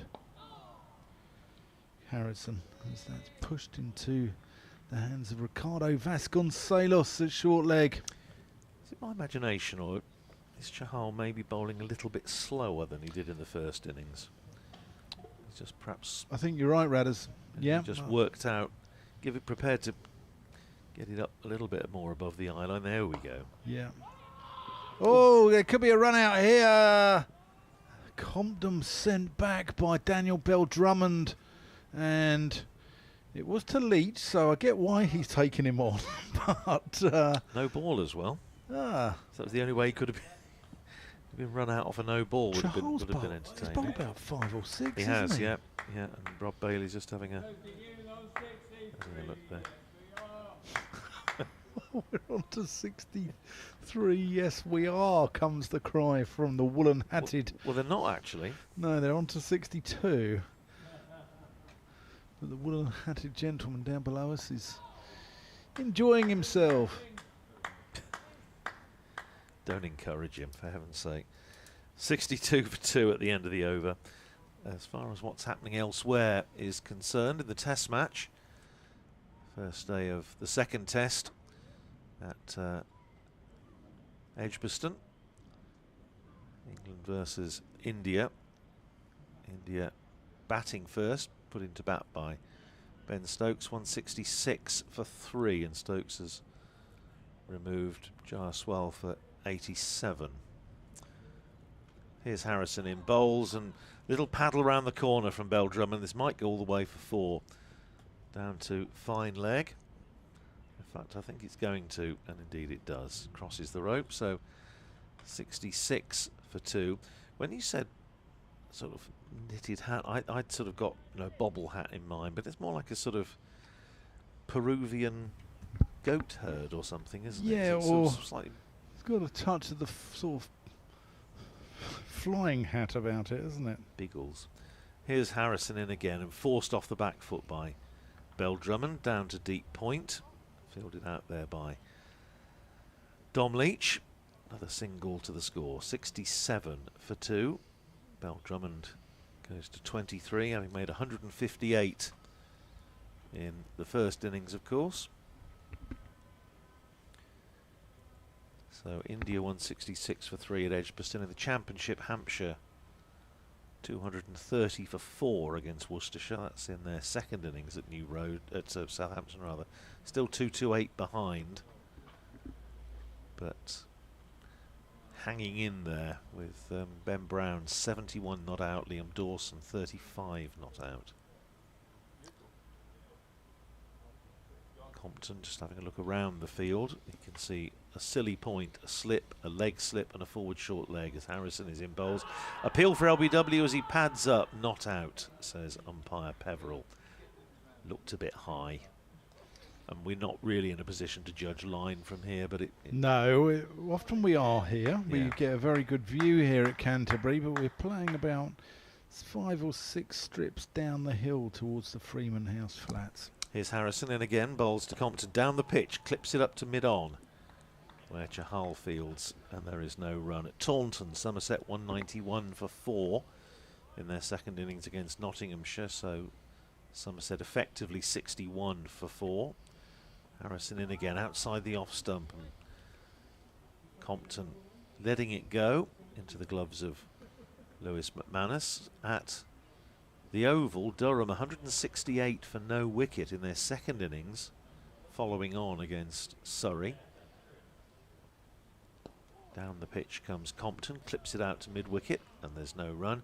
Emilio Gay is 116 not out with 24s.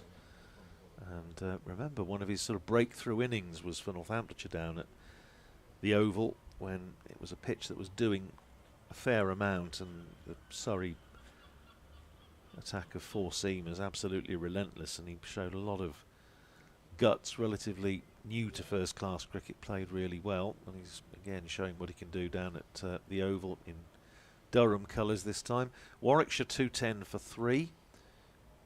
You would think that's heading for a draw down at Hove. Warwickshire 92 runs ahead of Sussex, although Tom Latham just out for 69. And Essex 125 for 8 against Yorkshire. Essex now 34 runs ahead. Chahal from the pavilion end, and Bill Drummond gets right forward. The other result, or the other game to tell you about in Division 2, because Derbyshire have lost to Lancashire at Chesterfield by 261 runs, as we mentioned earlier. Gloucestershire in the second innings against Glamorgan 185 for 4, so they're 37 ahead with 6 wickets standing. Left alone by the Kent captain. The gentleman goes by the name of Toby, so I understand. Okay, right. Downstairs, and he is Kent's equivalent of Wendell. Hasn't got a big flag though. No, no flag, and won't be dancing on the balcony with the players. No, not yet anyway. Might be if Kent get a draw here though.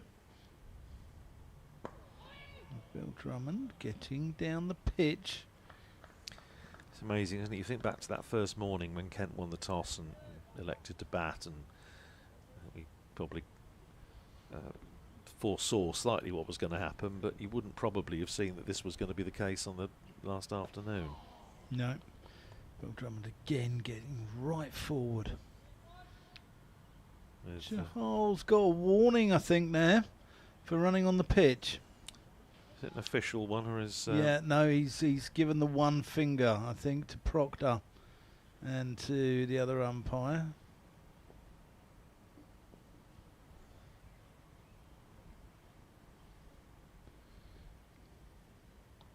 Oh, Bill Drummond chops that one off the stumps.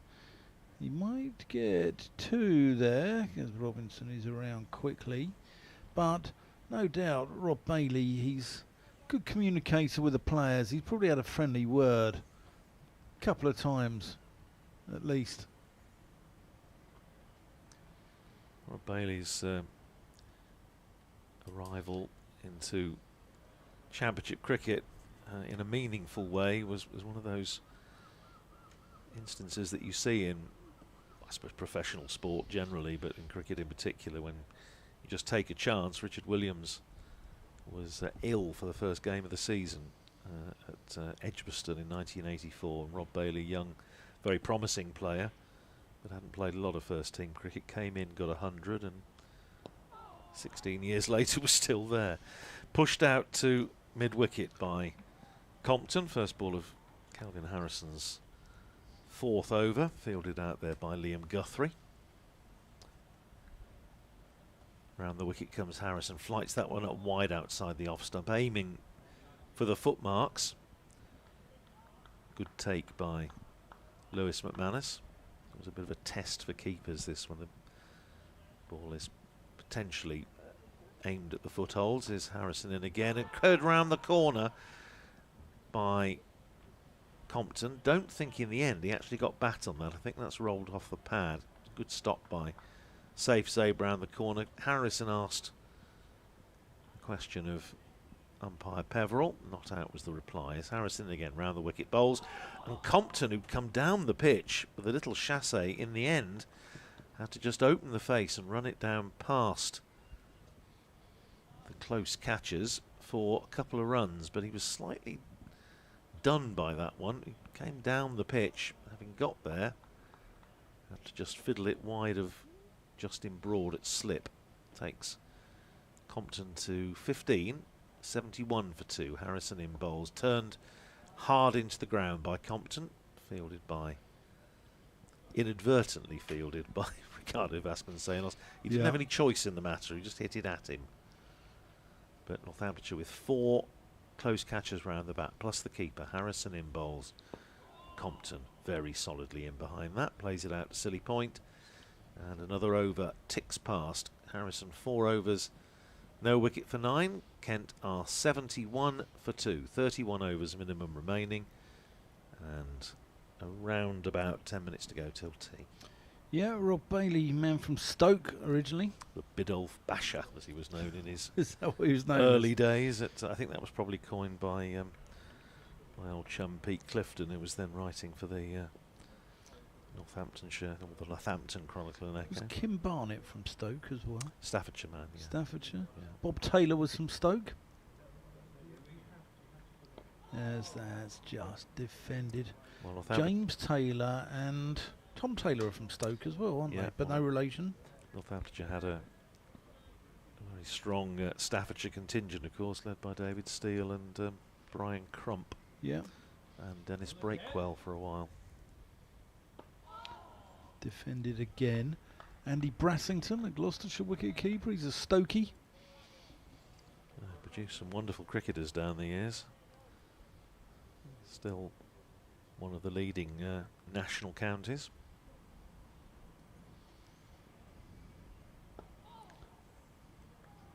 Again, well, Drummond.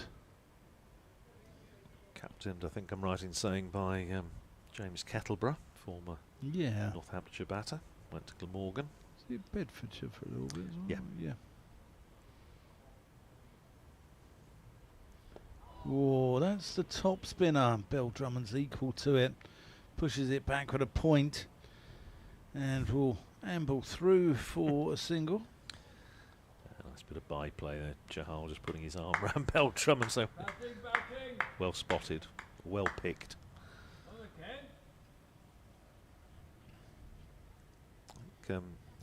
Gentleman down below might be in a position to possibly tell Daniel Bell Drummond at tea time how Kent can still win this match. He's probably got a theory.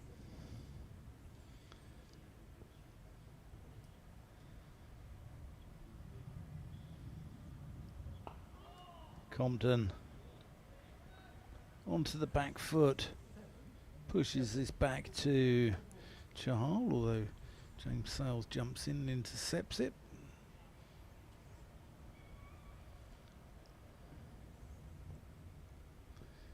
Oh, that's been tossed up. Compton has got outside the line there. That was going on to hit the stumps, but because he's playing a shot, he can't be out LBW. But that was sharp turn, wasn't it, Radders? Is enough there to keep the bowlers interested without a shadow of a doubt. And again, you feel Northamptonshire are not going to have time here, but well, another couple, you never know. It might just start to get a little bit squeaky bottom time, as they say.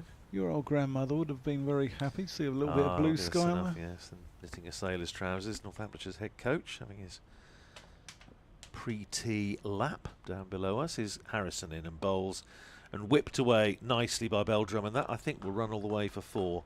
That's really cleverly played. In fact, he's just going to hold up. And James Sales giving chase, manages to stop it only about a foot inside the boundary, and they come back for 3 runs. So Beldrum goes to 29, 75 for 2. He played that well, just got on top of the bounce and worked it away through mid-wicket. Your cab's here again, Radders. Yes. The greatest Eric Morecambe line of all time, wasn't it? Won't sell much ice cream going at that speed. 75 for 2. Harrison. 4 men round the bat as Compton goes for the reverse sweep. Well, that's interesting. Goes down to backward point where Tim Robinson fields, and there's no run. We'll get one more in before tea, won't we? Yeah, I think so. Here's Harrison. In again, bowls to Compton, who comes right across his stumps. Works it into the onside. Guthrie fields at mid-wicket. And there's no run. Still this very attacking field. A silly point. Forward short leg. Leg slip and a slip. Harrison in again, bowls to Compton. Pushes it out past Sales in there at silly point. And there is no run. A couple of gulls wheeling around at the far end of the ground. Harrison in, bowls, and Compton again covers up. Plays it into the ground. Sales fields at silly point. Harrison, 1 ball to go in his 5th over. He's in, bowls and an appeal, but again, as Compton pushes forward, he gets himself outside the line. He's playing at it, so there's no way he can be given out. 75 for 2 at the end of the over. Beldrummond is 29, Compton is 15. He is playing at it, but is he really? He's doing enough to make it look as if he's playing a shot, but cleverly he's tucking the bat behind the pad. It's always the tough one for an umpire, isn't it? Yeah. To make the distinction, important distinction.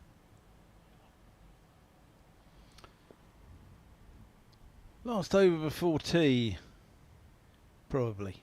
Yeah, I was going to say, might get another one. Chahal comes in over the wicket. Bill Drummond pushes that out into the offside where Robinson comes in off the line, and they'll come through for an easy single.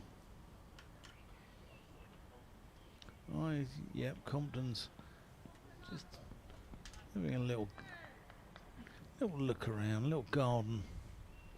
He'll take his time.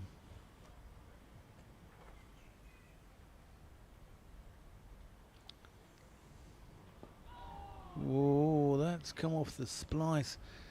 I think that one's come out the front of Chahal's hands. The normal leg spinner comes out the side. The Gloomy comes out the back. But the top spinner tends to come out the front of the hand. And that looked like, from the naked eye, as if it came out the front of the hand. It's cut away. I think we might get one more in before tea. I think you're right, Radders. Well, the clock says 3:38. If they're going on the one on the scoreboard, so they might get one more in. 3 balls to go.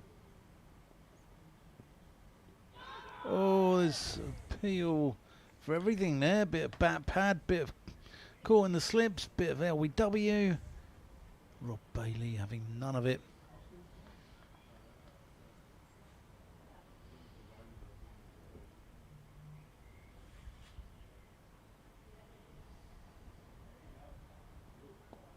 Oh, Compton just playing around that front pad.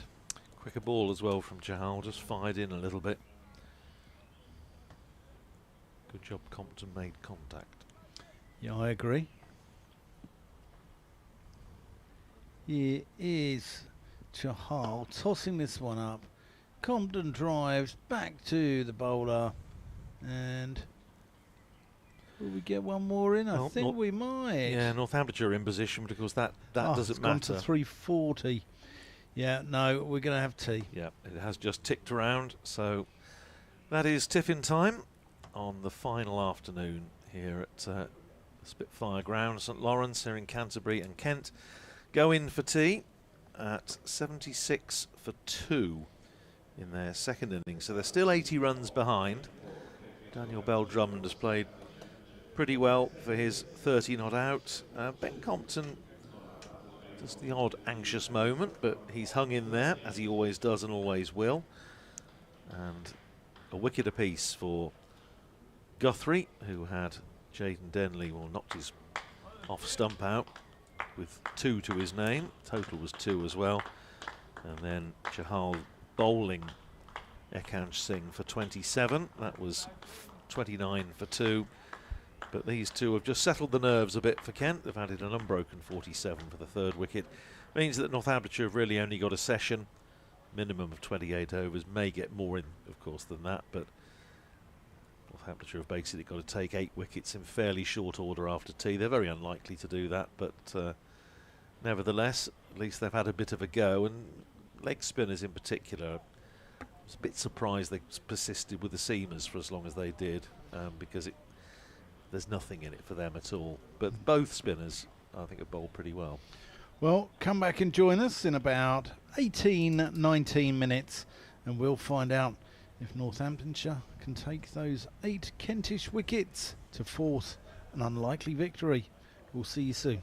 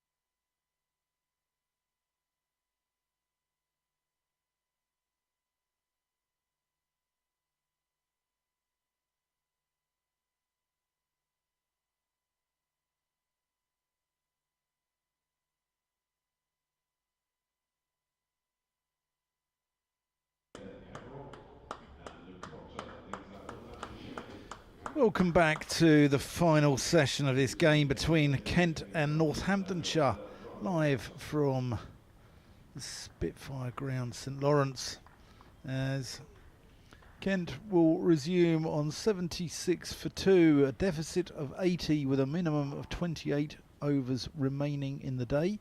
Remember, the earliest time that the captains can shake hands is at 10 to 5, so we might have 50 minutes, we might have a little bit longer, depending on how many Kent wickets fall in the evening session. My name's Dan Whiting, and I am delighted, as always, to be joined by the sound of Northamptonshire cricket for many a year, Mr. Andrew Radd. Sounds it ought to be a jingle, doesn't it, really?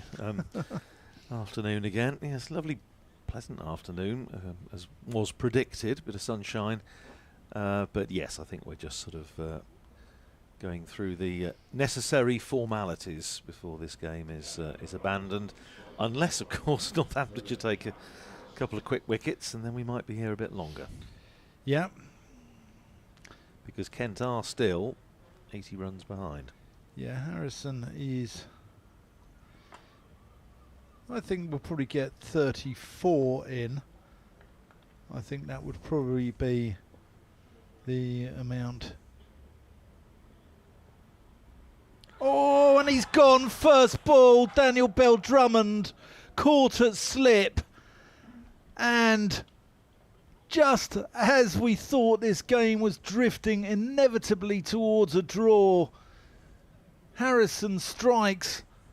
He's played a huge part in this game, and he continues to, and he removes the Kent captain for 30. First ball after tea.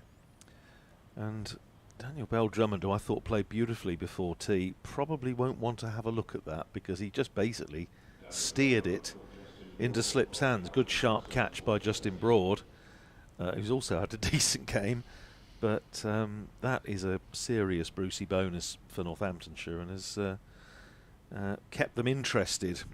Another one quickly now. You don't know, do you? No, you never know.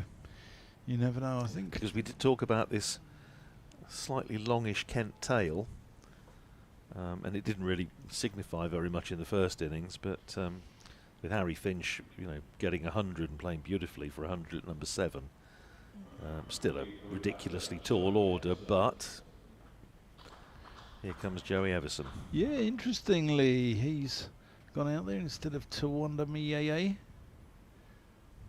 But that was a surprising stroke. It was just didn't even turn a great deal, did it? Not really. They say it was just steered straight into the hands of Justin Broad, who just having a look at the line of that one, just watching the replay. Turned a little bit, but he was just having a little fiddle at it. Yeah. Yeah, he was furious with himself, Daniel Bell-Drummond. Here's Joey Everson. Can he steady the ship?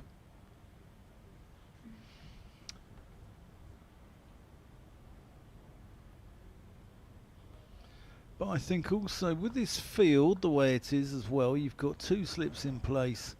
A silly, well, he's not silly point, he's more lovely, thank you. He's more a silly point as Harrison comes in, and that hits Sales on the back at silly mid-off. Got a short leg.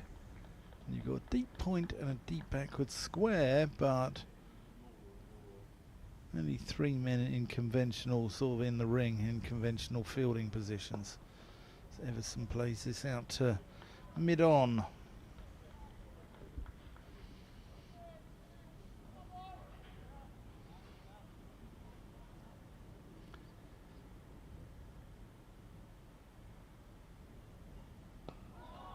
Everson rocks onto the front foot, pushes that back to Harrison.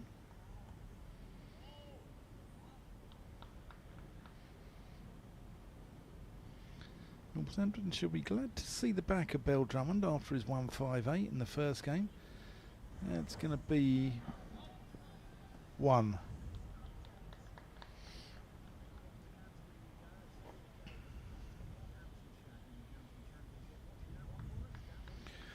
Well, we thought this game was inevitably going to end in a draw, but there's been a little bit of a twist in the tail as Daniel Bell-Drummond has departed. The first ball after tee, he was caught by Justin Broad off the bowling of Calvin Harrison for 30.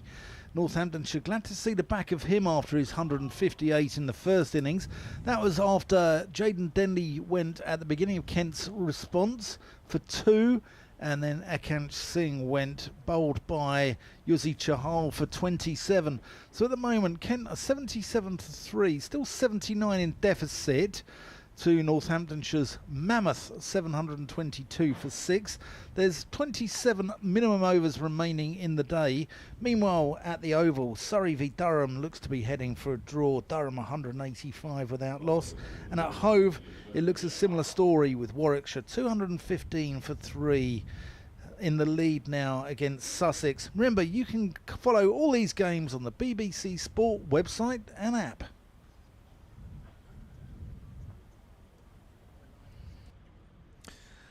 So, Yuzi Chahal, it's got to be to continue from this pavilion end with 3 close catches up round the bat as he bowls to Everson, and it beats the keeper, and I think it flicked off the pad.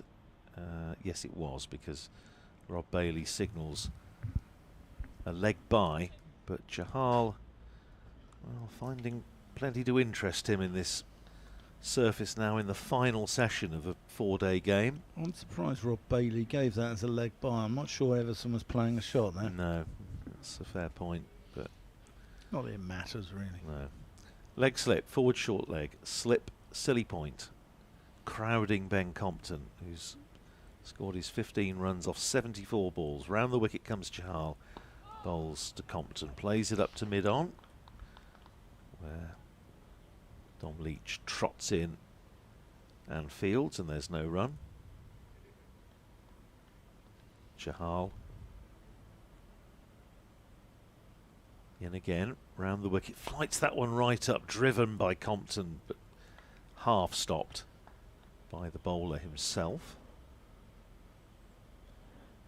It's one of the great sort of cliches about leg spinners making things happen and how good it is to watch, but I'm afraid it's absolutely true. They do make things happen, and it is good to watch. Especially it's an like art, especially like Chahal, when he's prepared to toss it right up there as he did for that last delivery. Compton just worked it into the onside, and there's no run. And he's now switching to over the wicket to the left-hander with 2 balls left in the over. Chahal is in bowls to Compton short. Cut away by Ben Compton, may go all the way for 4s. A chase on for Northamptonshire's captain Luke Proctor. He reels it in about, I don't know, yard and a half inside the rope, down with a grassy knoll, and they come back for 2. Compton to 17, and Northamptonshire, Kent rather, to 80 for 3 with 1 ball to go in this over. Chahal in, bowls, and Compton is forward, plays it defensively back down the pitch, and that's the end of the over from Yuzi Chahal. He's bowled now 13 overs, 4 maidens, 1 for 18, so he's been going at what, just under 1.5 runs an over. 80 for 3 it is. Everson is 1, Compton is 17, minimum of 26 overs remaining. Yeah, with 26 having gone so far as well, so should Kent not lose any more wickets and whittle down this deficit of 76, I think that they will be pretty close to shaking hands.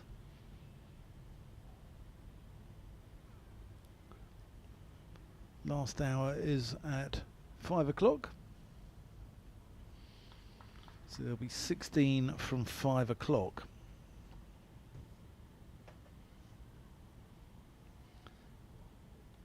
Oh, is that caught? Broad wants it. Everson standing there. The umpires are having a conflab now to see if this is carried. And they've called a dead ball. Everson's standing there. They're not sure if that's carried. I can't tell from the naked eye. And the umpires have said not out. Oh, controversy here at Canterbury.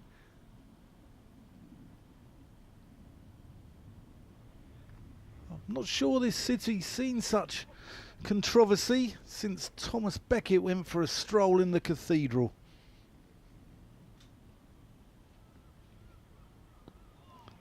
Pushed into the onside.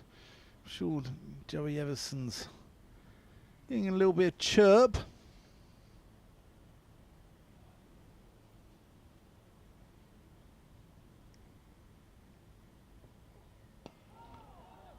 That's again pushed to mid-on.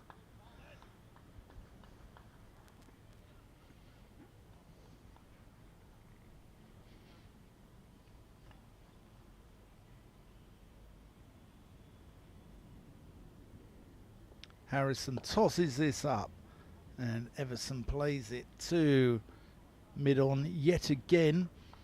There's a host of close fielders around the bat. Oh, big shot by Everson. Those close fielders like vultures looking to pick off the ailing wildebeest at the back of the pack.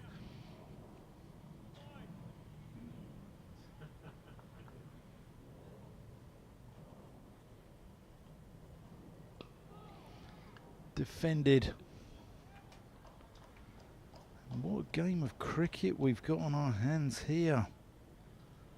80 for 3. Everson on 1. Compton on 17. And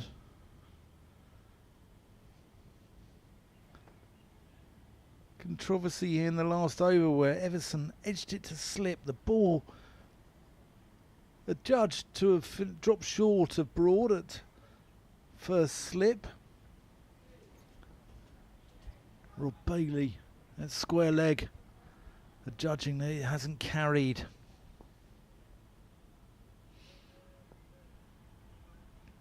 Chahal in, and that's driven down the ground and well fielded off his own bowling, because that had 4 runs written all over it from Ben Compton.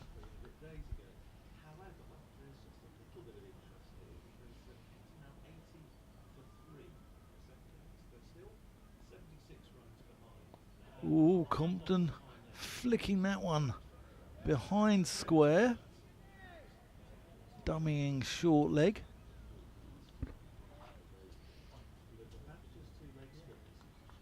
Chahal going through his box of tricks here at the Spitfire ground, St Lawrence.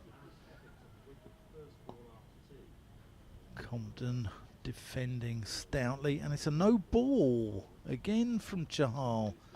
That's 6 or 7 he's bowled in this game. Surprising for a slow bowler. Been a plethora of no balls in this game. It's shovelled to short leg.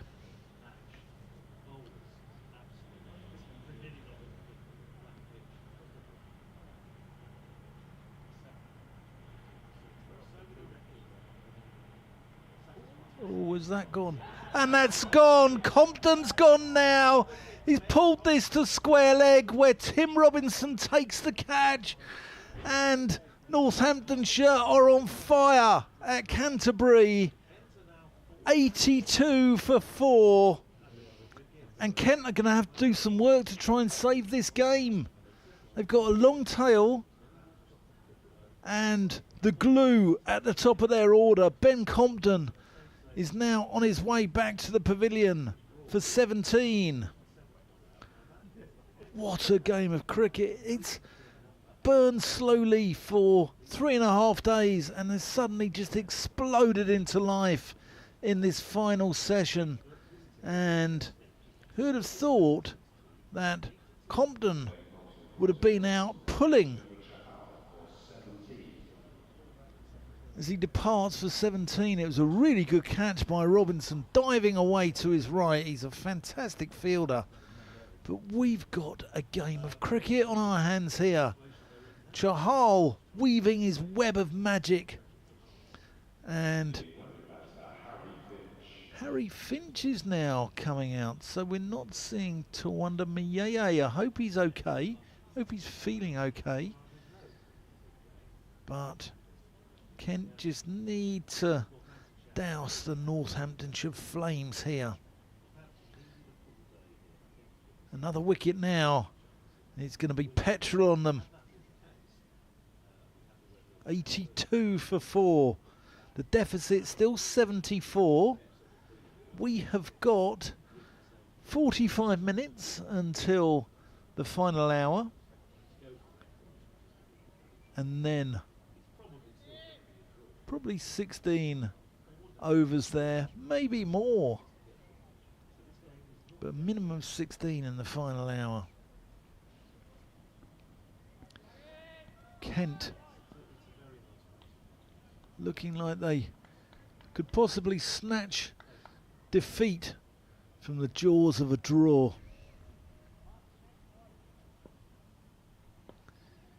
Chahal to Finch, who plays a forward defensive, but Northamptonshire have got their tails up here in Canterbury, and so has Andrew Radd. He's got his tail up. Again defended. That's the end of the over. Not the tail up, it's just a bad back. Well, that was a bit of a bonus for Northamptonshire, with Ben Compton, the anchor of the Kent innings, just hitting one in the air. It was a good catch by Tim Robinson. Compton, 17 off 84 balls, but he's gone, and Kent now a little bit of work still to do just to put this game to bed. They have a minimum of 24 overs. They're 82 for 4, so they're still 74 runs behind. And he's oh dropped. My goodness, he's dropped. He is dropped in the gully, or second slip. There's Sales. James Sales in there. Well, Joey Everson, that's gone down. How vital might that be? It's all happening. Here is Harrison into bowl to Everson, who goes forward, plays one into the ground, bounces up to forward short leg, slip, second slip stroke gully, silly point, forward short leg. Everson already surviving one appeal, short, and that's got what it deserved. That was a bit of a drag down from Harrison, and he's pulled it away for 4. He goes to 5, and Kent to 87 for 4. In mitigation to Sales, he's in very close there. He has to be, because it's such a slow wicket. He's got a helmet on, so I mean, they either stick or they don't. Oh yeah, it wasn't an easy chance by any Wasn't a stretch of the goober. imagination. No, definitely not. Here's Harrison in again, bowls to Everson, who drives out past silly point, no run. The edge to Justin Broad, which he claimed, but the umpires, Rob Bailey, I think, was quite adamant that he thought it hadn't carried. Here's Harrison in again, and pushed past silly point again by Joey Everson, and there's no run. You could actually see Rob Bailey coming over and shaking his head as Ben Peverell consulted. Here's Harrison in again. Slightly short of a length, and Everson's able to go on the back foot, play it out to the covers where Guthrie fields. Another over goes by. 86 for 4. Kent still 70 behind. 6 wicket standing, minimum 23 overs to go. And I can't see anything really at the moment, at least, other than these two bowlers continuing and just see what they can do. Yeah, I think that's going to be the way forward. I think Kent, don't know whether they need to stick or twist, whether they need to try and get parity with this Northamptonshire score. Not way away still, isn't it? 70 more. Yeah, here's Chahal. So that's played down the ground by Finch, who's yet to get off the mark. And the question comes now, did Northamptonshire go on too long? We'll know in about an hour and a half. Played back with a square. I think the answer probably is that they, as we said at the start, they needed a full day. I think if... yeah, and hindsight's a wonderful thing well, it as is, well. yeah.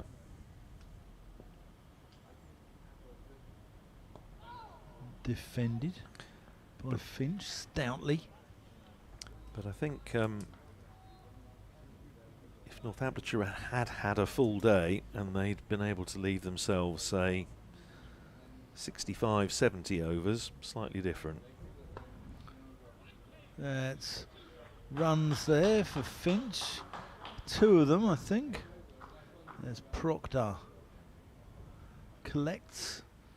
It's about 6 inches short of the rope in front of the cafe. Does a little jig just to make sure that he doesn't touch it with his feet. And Finch is off the mark.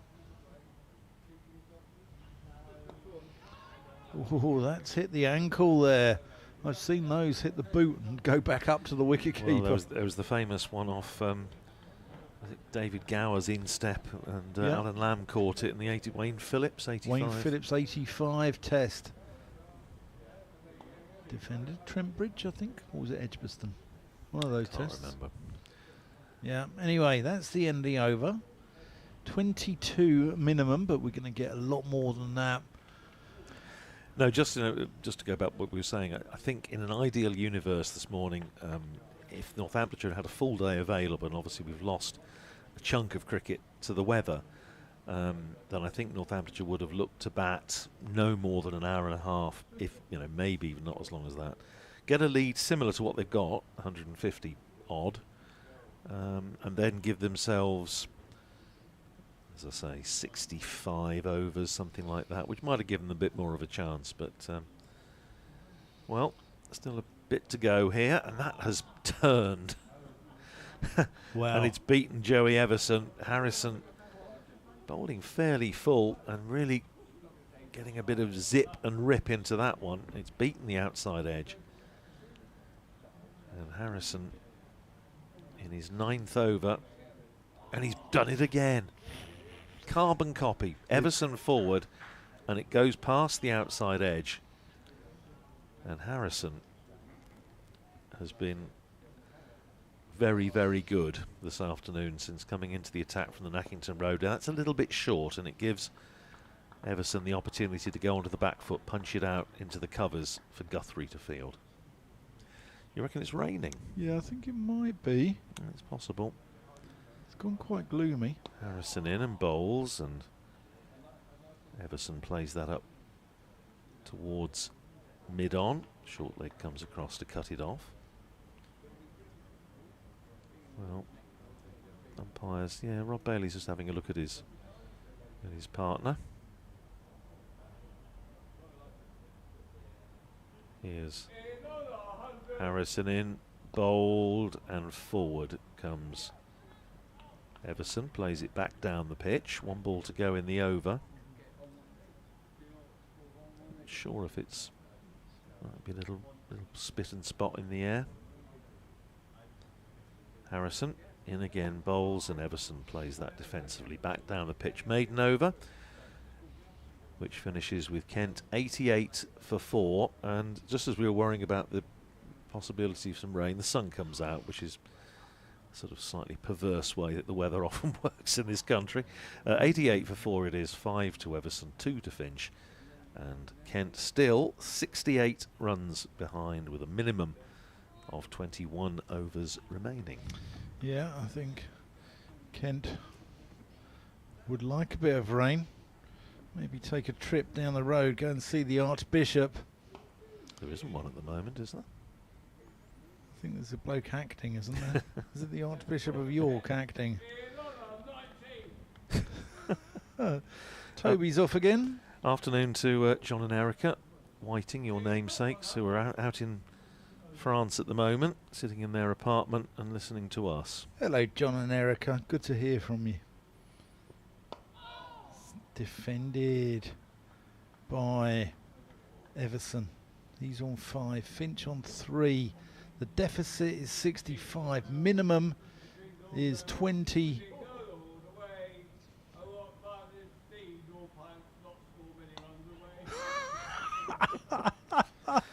Sorry, I've It just lost the commentary completely. It doesn't quite scan, but you know, we know what he's talking about. Well, you said jingle bells, as Chahal comes in as a defender. Jingle bells, jingle all the way. Oh, what fun it is to see Northampton not score many runs away. Just the 722 of them, unfortunately. So it doesn't quite scan or quite have any truth in it either. Alternative reality. But it's made me chuckle. Defended again by Everson. Job to do here. It's a tough competitor though, Joey Everson.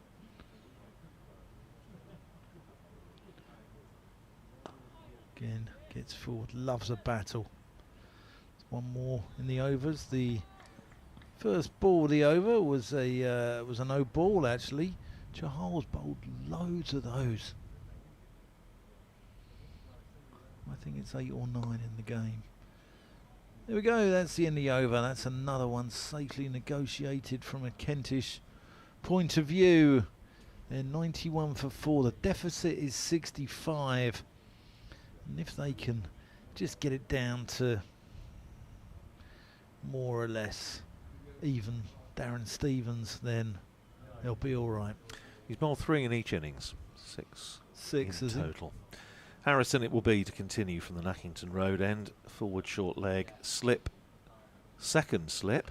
I think he's bowled them all from this end as well. I think he has, yep. I think that's right.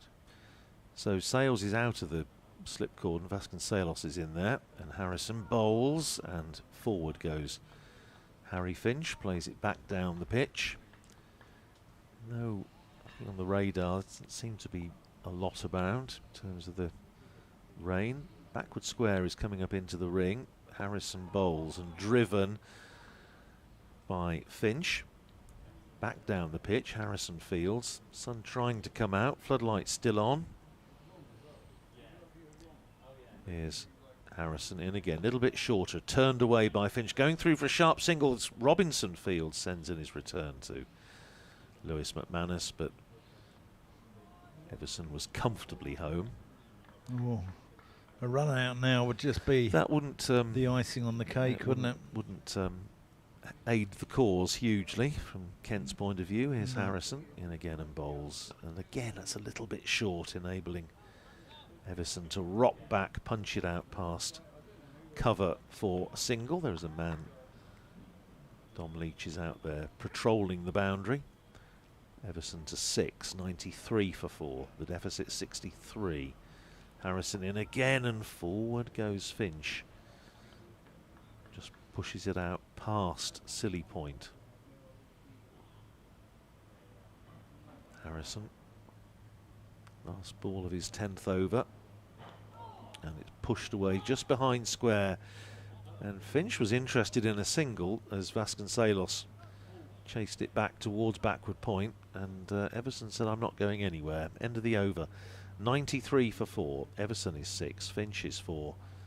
And Kent are still 63 runs behind. We have a minimum of 19 overs remaining.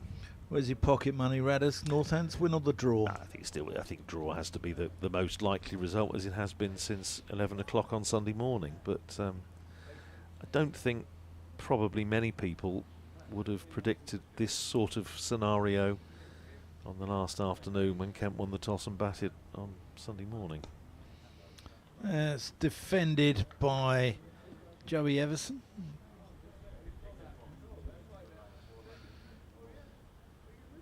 Loves the heat of battle, Joey Everson. It's squirted out into the offside, and they'll take every run and offer. The runs are important as well.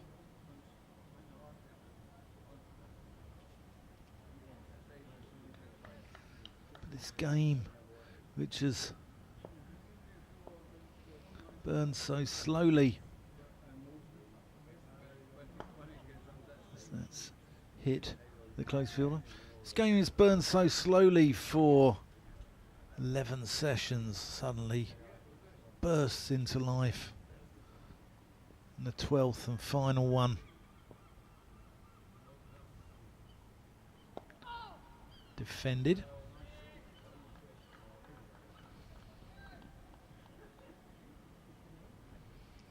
Every dot ball Kent will be counting down. Northamptonshire piling on the pressure. Finch plays this to Leach at mid-on.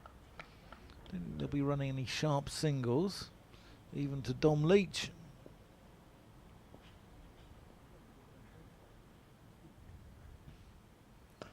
That's short and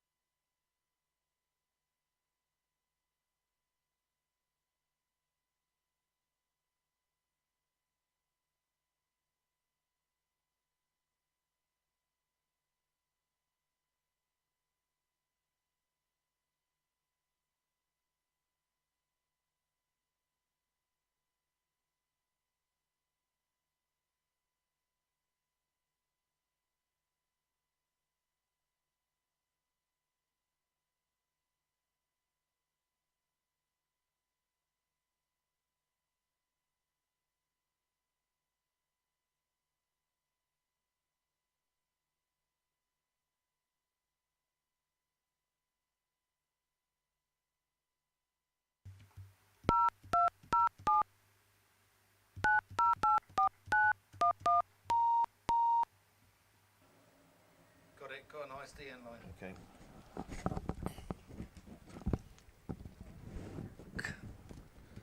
But no green. Yeah, got it now. Well, we do apologise if we've just gone down here, as there's a appeal there to short leg. Unfortunately, you've missed the departure of Harry Finch, who was caught at slip off the bowling of Harrison, leaving Kent at 96 for 5, which has brought Matt Parkinson. So no Tawanda Miyeye, which is an interesting move. I don't know if he's there to shore things up. Andrew Rad and I will be continuing the coverage as Chahal comes in. Oh, that's got to be close. Parkinson hit on the back leg. Has that done too much? But we do apologise if you've for any lost transmission there. Another shilling in the meter, I think, has done the trick, and hopefully we're back with you loud and clear. Chahal asking questions every ball now. This is going to be a really tough final hour for Kent. Still 58 behind and only 5 second innings wickets in reserve. Now, the drinks are coming out. Whether they've been asked for or not, I'm not absolutely sure.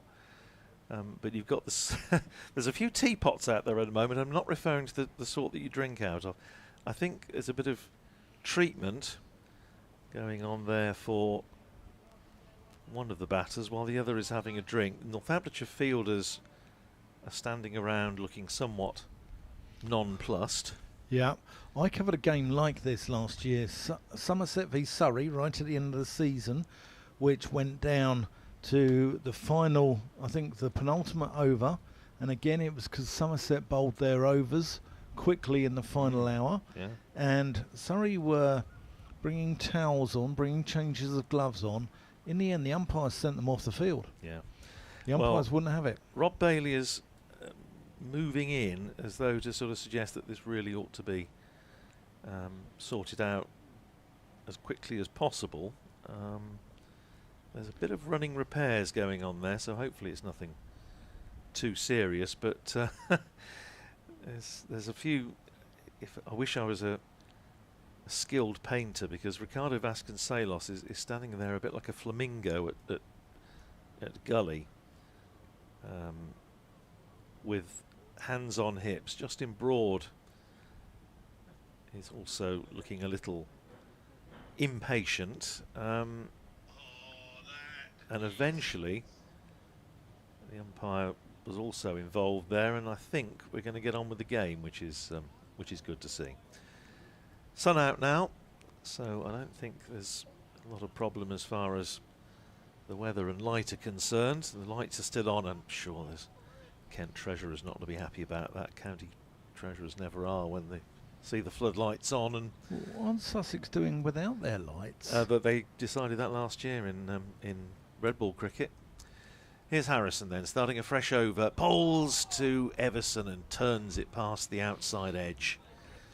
Northamptonshire with a forward short leg, a slip, gully, and a silly point. As Harrison is in again, bowls, fires that one in a little bit quicker, almost Ronnie Roundarm, but blocked solidly by Joey Everson, who's made 9. Parkinson on 2. Harrison in again, edged, and that has gone past Broad at slip. Now, was there bat involved? I think there was. That has flown between slip and gully, and indeed there was, because there's no signal. Or no pre-signal. So, 2 runs to Joey Everson. He goes into double figures, 11 to him off 49 balls, 100 for 5. Kent still 56 behind. Harrison in and bowls to Everson, and he's beaten outside the off stump. Tense times here at Canterbury. Joey Everson wants to waste time, best thing to do would be to hit it in Mrs. Miggins' garden over there. I think Darren Lehman would be impaling himself on the fence. Forward goes Everson, plays it out to forward short leg. James Sales fields, and there is no run, and now they're bringing up the field to try and stop Everson taking a single, because they quite fancy a go at Matt Parkinson at the other end. Short, and that's just going to go for 4. It was a short ball, and it's hit away to the boundary by Joey Everson. Nice looking shot. He goes to 15, but Northamptonshire actually, I don't think will worry too much about that. The main thing that they wanted to do was have Chahal bowling at Parkinson at the start of this next over, and that is indeed going to happen. So 104 for 5, and Matt Parkinson batting at number 7 is going to have to face Yuzi Chahal. Kent having lost Denley for 2, Singh for 27, Compton for 17, Drummond for 30, Finch for 4. Absolutely no chance they're shaking hands now. No, I think this will go on for a while longer. Chahal to Parkinson. Oh, is that gone? Is that another one? I thought that might have gone into the ground, actually. Parkinson defended it, and I thought it went into the ground. It's possible. First. It bounced. Yeah, it bounced up. Sales caught it at forward short leg. They appealed, but Rob Bailey was adamant that it wasn't out.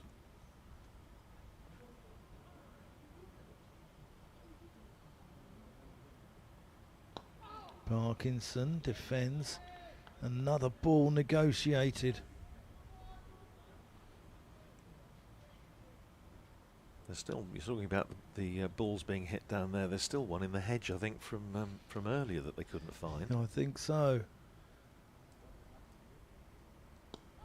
Again defended. This game, since tea, it was nailed on for a draw, and it's just exploded, hasn't it, into life. That first ball after tea was significant, I think, with Bell Drummond going, and it's just opened the door a little bit. Oh, and he's gone now. Parkinson edges the slip. Chahal strikes. It's all happening here at Canterbury, and Northamptonshire are in the ascendancy. Yeah, just a straightforward outside edge. Caught low down at slip. Kent 6 down. They're still 52 runs behind. And Northamptonshire are glimpsing a possible victory here, but there is still a way to go. And I'm sure they're wishing, and we talked about this earlier, Dan, from Northamptonshire's point of view, they will be wishing they'd had another 20 overs and hadn't lost that time to the weather. But because it's, I know some people say, well, you know, they should have declared earlier, but if they declared earlier, then Kent will be ahead by now, and then you're wasting time, obviously, in change of innings. Yeah, so you are. It swings and roundabouts. It is swings and roundabouts, and I think Northamptonshire have done as much as they probably could in the circumstances, and Wes Agar is coming out to bat, so there is, one imagines, some sort of issue with Tawanda Mayeye. Not sure what it is. We'll try and find out for you. Justin Broad's 3rd catch at slip, so he's having a steady game, all things considered. He certainly is. Chahal picks up his 3rd wicket of the innings, and I can hear colleagues at home thinking that this has got so many common factors with that game against Nottinghamshire in 1995. The one thing that didn't have was any weather interference, because it was absolutely baking hot over those 4 days. But brings Wes Agar to the crease, and Chahal, another close catcher. There are now 5 up round the bat, plus the keeper. Chahal to Agar, who plops onto the front foot and defends. They're now trying to give Agar the single. Oh, he's gone for a big swing and he's been bowled. Has he? Yes, he has. He stood there. That is an interesting shot in the circumstances. It has to be said, when you're trying to pot out for a draw and a big heave-ho down the ground, I think there might be a few Kent fans who will be disappointed with that effort. Yes, I think there'll be a few Northamptonshire fans who will say, is it December the 25th? Yeah, it's not far off a dereliction of duty. Well, that's 7 down. We obviously await to see if Tuandamiye is going to come in. Surely, I mean, if he's... So we don't know what the issue is. I think Dan's working on that at the moment, but just...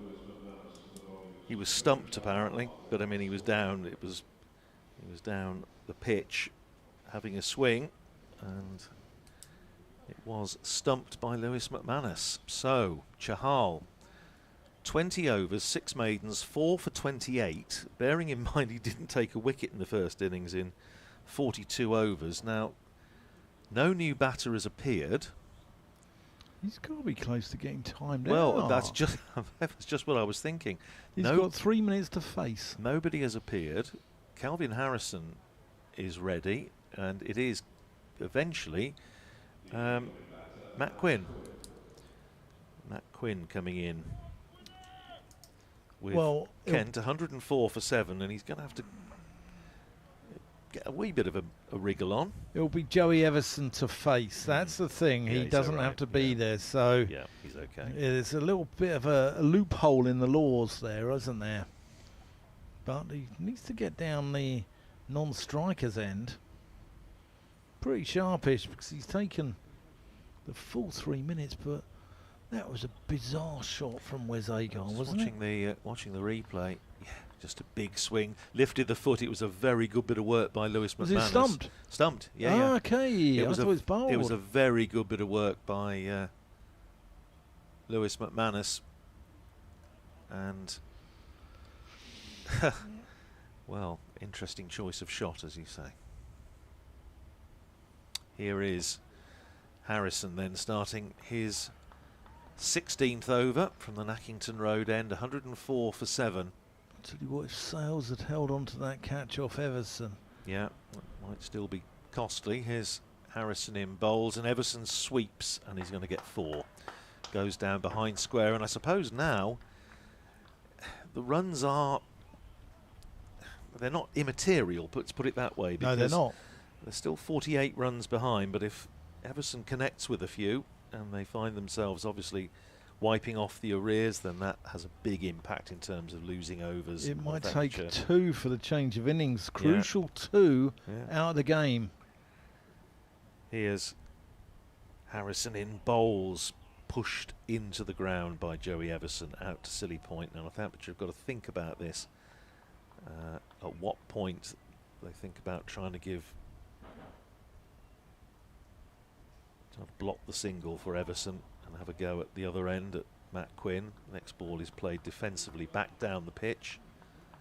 I know Northamptonshire's president is listening to us at the moment. I've just had a message from him, El Presidente. Here's Harrison in again and driven pleasantly by Joey Everson, but straight to Silly Point. Now there's just 1 ball left in the over. Northamptonshire need, from their point of view, of course, to block the single. Here's Harrison, bowls to Everson, who pushes it down to backward point, thinks about a single, but it's not there. Leach goes round to his left at backward point, and there is no run. Have you got some news on Tuandamiye? I have. He's had to leave the ground due to personal reasons, and therefore is unable to bat. Well, there are more important things than cricket, and I hope Tuanda's okay, but it does throw a different type of context onto this game now. Yeah, well, obviously one hopes everything works out the right way for Tuandamiye, as you say. That's the most important thing, but Does mean that Kent potentially are effectively 8 down. Here's Chahal in, and bowls, and forward goes Matt Quinn.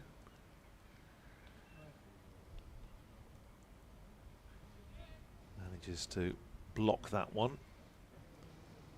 Chahal into his 21st over. 5 close fielders plus the keeper. And Quinn killing the spin, playing it back down the pitch. Warm welcome to those joining us from 5 Live Sports Extra. We've got an absolute thriller on our hands here at Canterbury.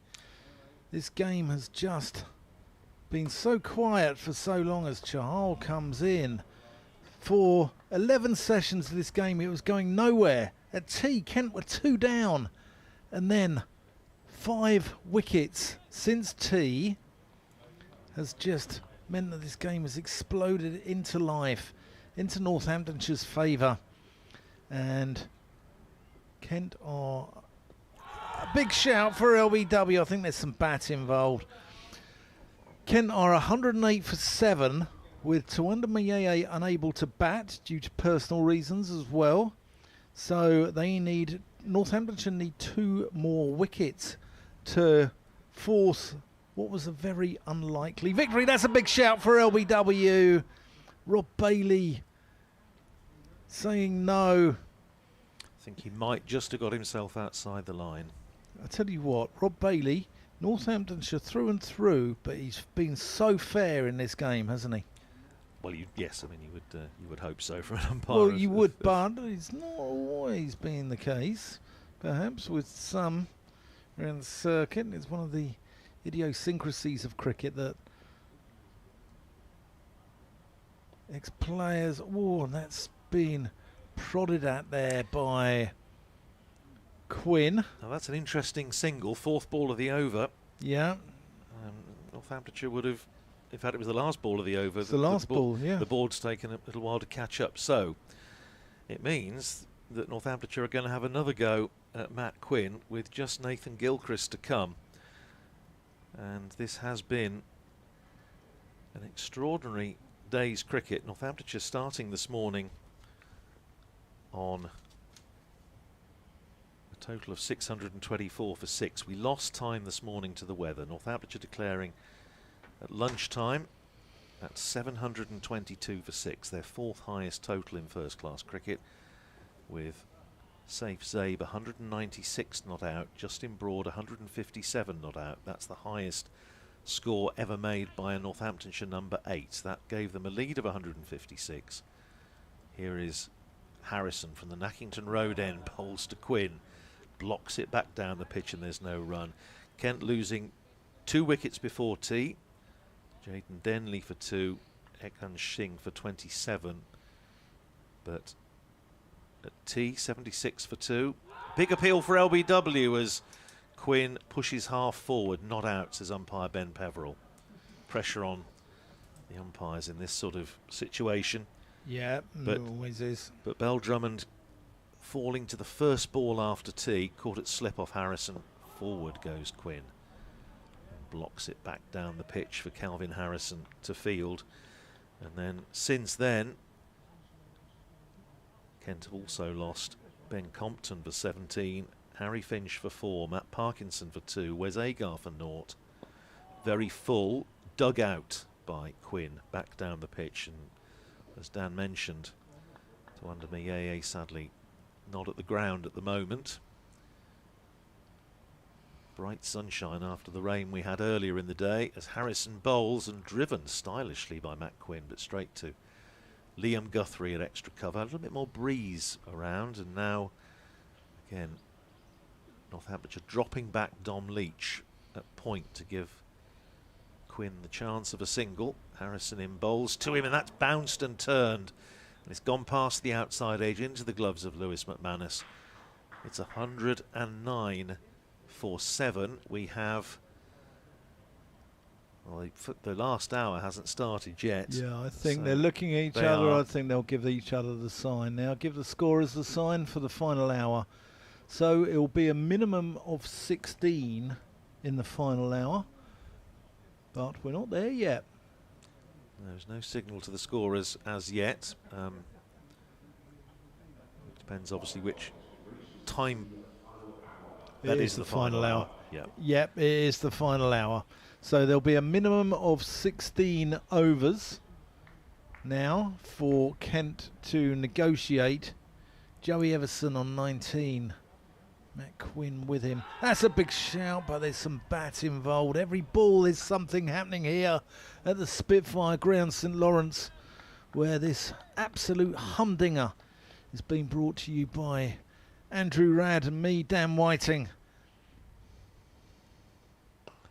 That's a pleasant shot, and they'll take the single. Didn't think they would.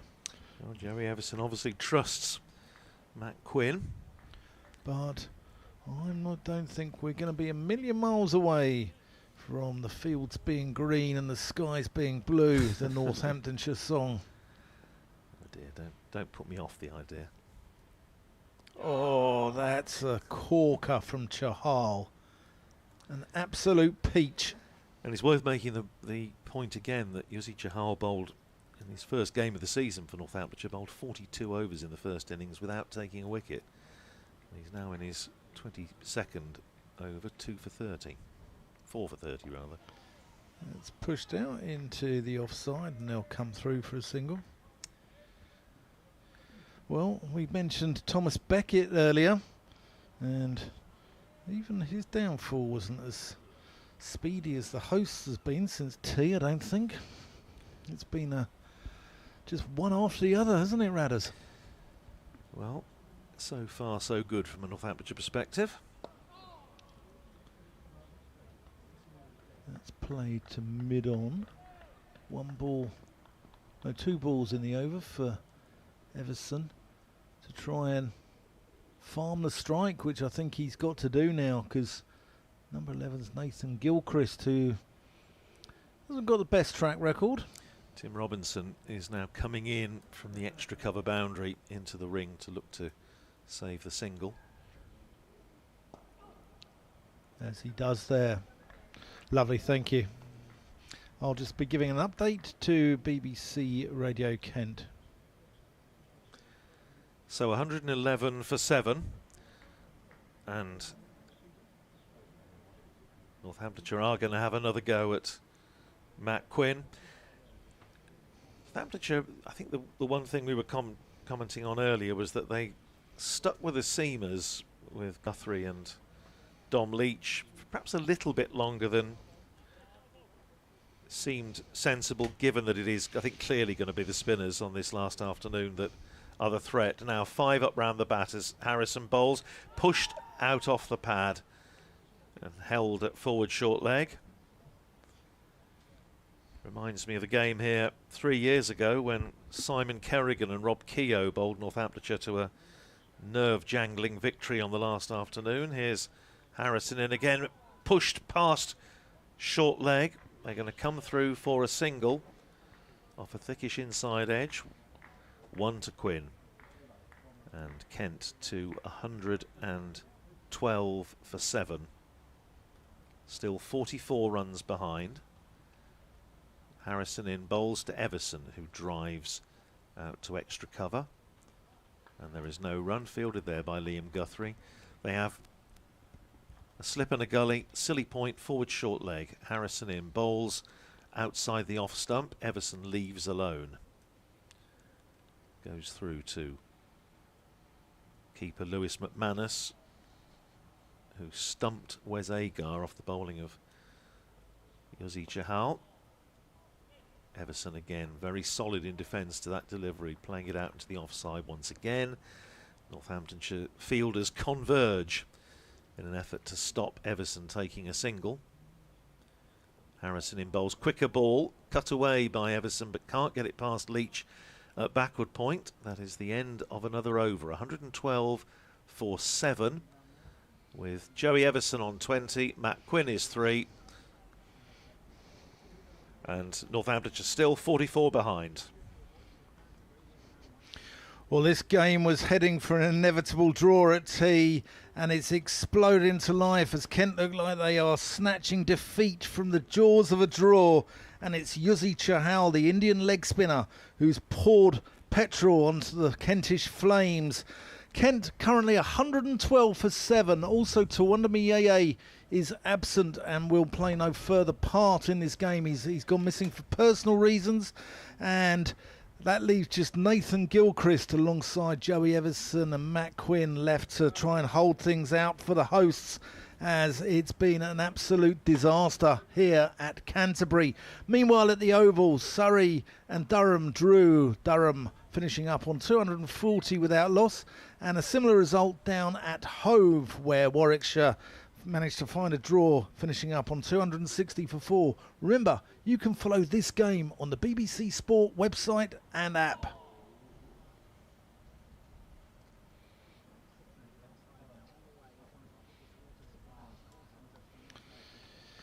Chahal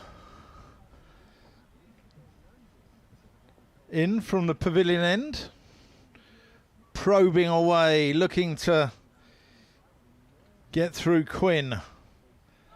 Oh, that's the googly. Well, he got through him, but it didn't. Didn't hit the stumps. Didn't hit the stumps. No, but an amazing game of cricket here. That's defended. It's strange the way this sort of momentum thing works, isn't it? Northamptonshire have conjured up a victory chance here out of almost nothing. If they don't go on to win this, if Kent manage to hang on, I suspect they'll feel a bit disappointed. But I don't think any of this saw this coming on the first morning of the match when Kent won the toss. They'll take a single again off the last ball of the over. Well, it's interesting, as I say, you can't fault Joey Everson for backing his partner, but I think Northamptonshire won't be. They'd rather have more deliveries at Matt Quinn than at Joey Everson. But it's 113 for 7, 13 overs remaining. Northamptonshire have, of course, with the spin of Chahal and Harrison, been getting through their overs fairly briskly. And what a game Justin Broad has been having. 157 not out, his maiden first class 100, and he's picked up 3 slip catches in the innings so far. And here is Harrison in, bowls to Quinn, who pads that one away, pitching presumably outside leg stump. There is a forward short leg, a leg slip, gully, silly point. Harrison from the Nackington Road end pitches that one right up. Forward goes Quinn, plays it out to forward short leg where James Sales fields, and there is no run. Harrison in again. That's short, and it's cut away by Matt Quinn. It's running down towards the boundary with Dom Leach in hot pursuit, and it crosses the rope down to our right. So 4 to Matt Quinn. He goes to 8, and Kent to 117 for 7. So they're still 39 runs behind. And we were discussing a little bit earlier, one or two people saying, well, maybe Northamptonshire delayed the declaration a bit too long. Here's Harrison in, and Quinn covers up, plays it on the bounce to forward short leg. But as I say, they did lose time this morning, and had they declared earlier, then potentially Kent would actually be ahead by now. So it's never an easy thing to judge, and I don't think anybody quite could have foretold how this would pan out. 1 ball left in the over. Quinn facing Harrison. Nothing wrong with that forward block. Hard into the ground. Bounces up nicely for Safe Zabe to field at Silly Point. And another over ticks past. 117 for 7. 39 behind Kent. They have Joey Everson on 20. Matt Quinn on 8. Yuzi Chahal receives a drink from Northamptonshire's 12th man, George Scrimshaw. Yeah, it's this pair of Northamptonshire leg spinners who've done the damage. Yuzi Chahal about to start his 24th over. 4 for 32 with 6 maidens thrown into the equation. Calvin Harrison 2 for 36 of 17, 4 of which have been without scoring. Here is Chahal. As that's pushed into the offside, Everson will just take the one because Robinson comes round and he's really quick across the ground. But the runs are important because the deficit's 38. If Kent can get to parity, we would lose 2 for the change of innings. They'll have to do so fairly swiftly though, because they still need to, what, 38 behind? Yeah, they will. But And then of course if you try to score quickly, then you're Northamptonshire are going to bowl more than their 16 in the final hour, as that's just defended. I think Northamptonshire will bowl something like about 23 or 24 in the final hour. I think they've got, what, probably another 17 to negotiate here. Kent, something like that. As that's pushed into the offside. There's a minimum of 11.3. But I think they've probably got, what do you reckon, around 17, 18, something along those lines? Well, at the moment, Matt Quinn's playing it with a stick of rhubarb, as they say.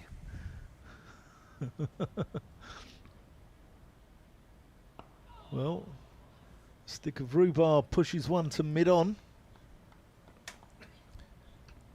Result in Division 1, where Yorkshire have beaten Essex by 10 wickets at Clifton Park in York. Essex bowled out for 131 in their second innings. Yorkshire 41 for no wicket. Not a good day for those around the Thames estuary as Quinn pokes that back to James Sales at silly mid-off. There's a silly point, 2 slips, silly mid-off and a short leg. As that screamed into Sales' Achilles heel, and that's another over-negotiated by the hosts. 118 for 7. They're still 38 behind. There's a minimum of 11 overs remaining in the day. Just a couple of matches now in play. This one, of course, and they're still playing at Sapphire Gardens in Cardiff, where Gloucestershire are 248 for 7 in their second innings against Glamorgan. Leading by 100, you would think that one is probably heading for a draw. Here, well, who knows? Calvin Harrison, 17 overs, 4 maidens, 2 for 36, and starts another over to Joey Everson, who turns the first ball out past James Sales at forward short leg. And there seemed to be a certain degree of hesitation as to whether they were going to go for a single or not, and in the end they do. So Northamptonshire again potentially have 5 balls at Matt Quinn. Everson is 22, Kent 119 for 7. Here is Harrison in and bowls to Quinn, full. Quinn jams down on it and it rolls back down the pitch. Northamptonshire need probably 2 more wickets to win. So Tawanda Mayeye, we understand, isn't at the ground. Here is Harrison in, bowls quicker ball, and Quinn rocks onto the back foot, plays it out to extra cover where Liam Guthrie fields. Guthrie, left arm seamer, picked up the first wicket. Jaden Denley just after lunch. Here's Harrison in, bowls outside the off stump, and Quinn doesn't need to play at that, leaves it alone, and McManus takes. Still these 5 close fielders around the batters. Harrison is in, forward goes Quinn.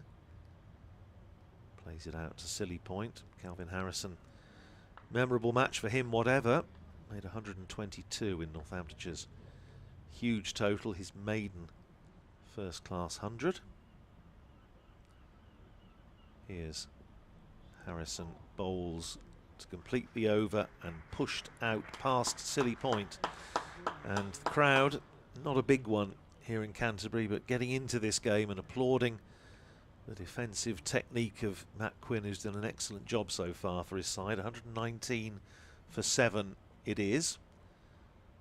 Minimum of 10 overs remaining. Matt Quinn has survived 36 balls for his 8 runs. Now Guthrie is warming up, as though Northamptonshire may be just going to give him the chance to knock over 2 tail enders who stand between them potentially and victory. Chahal to continue from this pavilion end. Here he comes.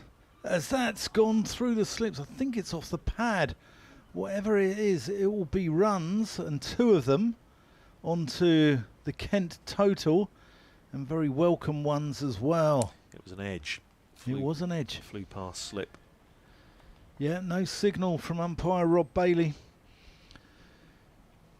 Chaucer couldn't have written a more dramatic Canterbury tale, but no one's laughing in that Kent dressing room at the moment, as that's defended to silly mid-off. Chahal's been outstanding, hasn't he?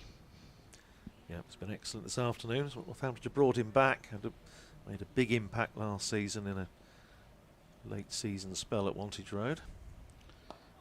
As Everson gets onto the front foot, he's on 24, Quinn's on 8. A little bit of consolidation here from Kent.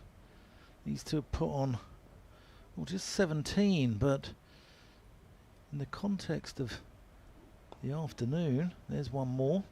As Everson nudges this one into the leg side.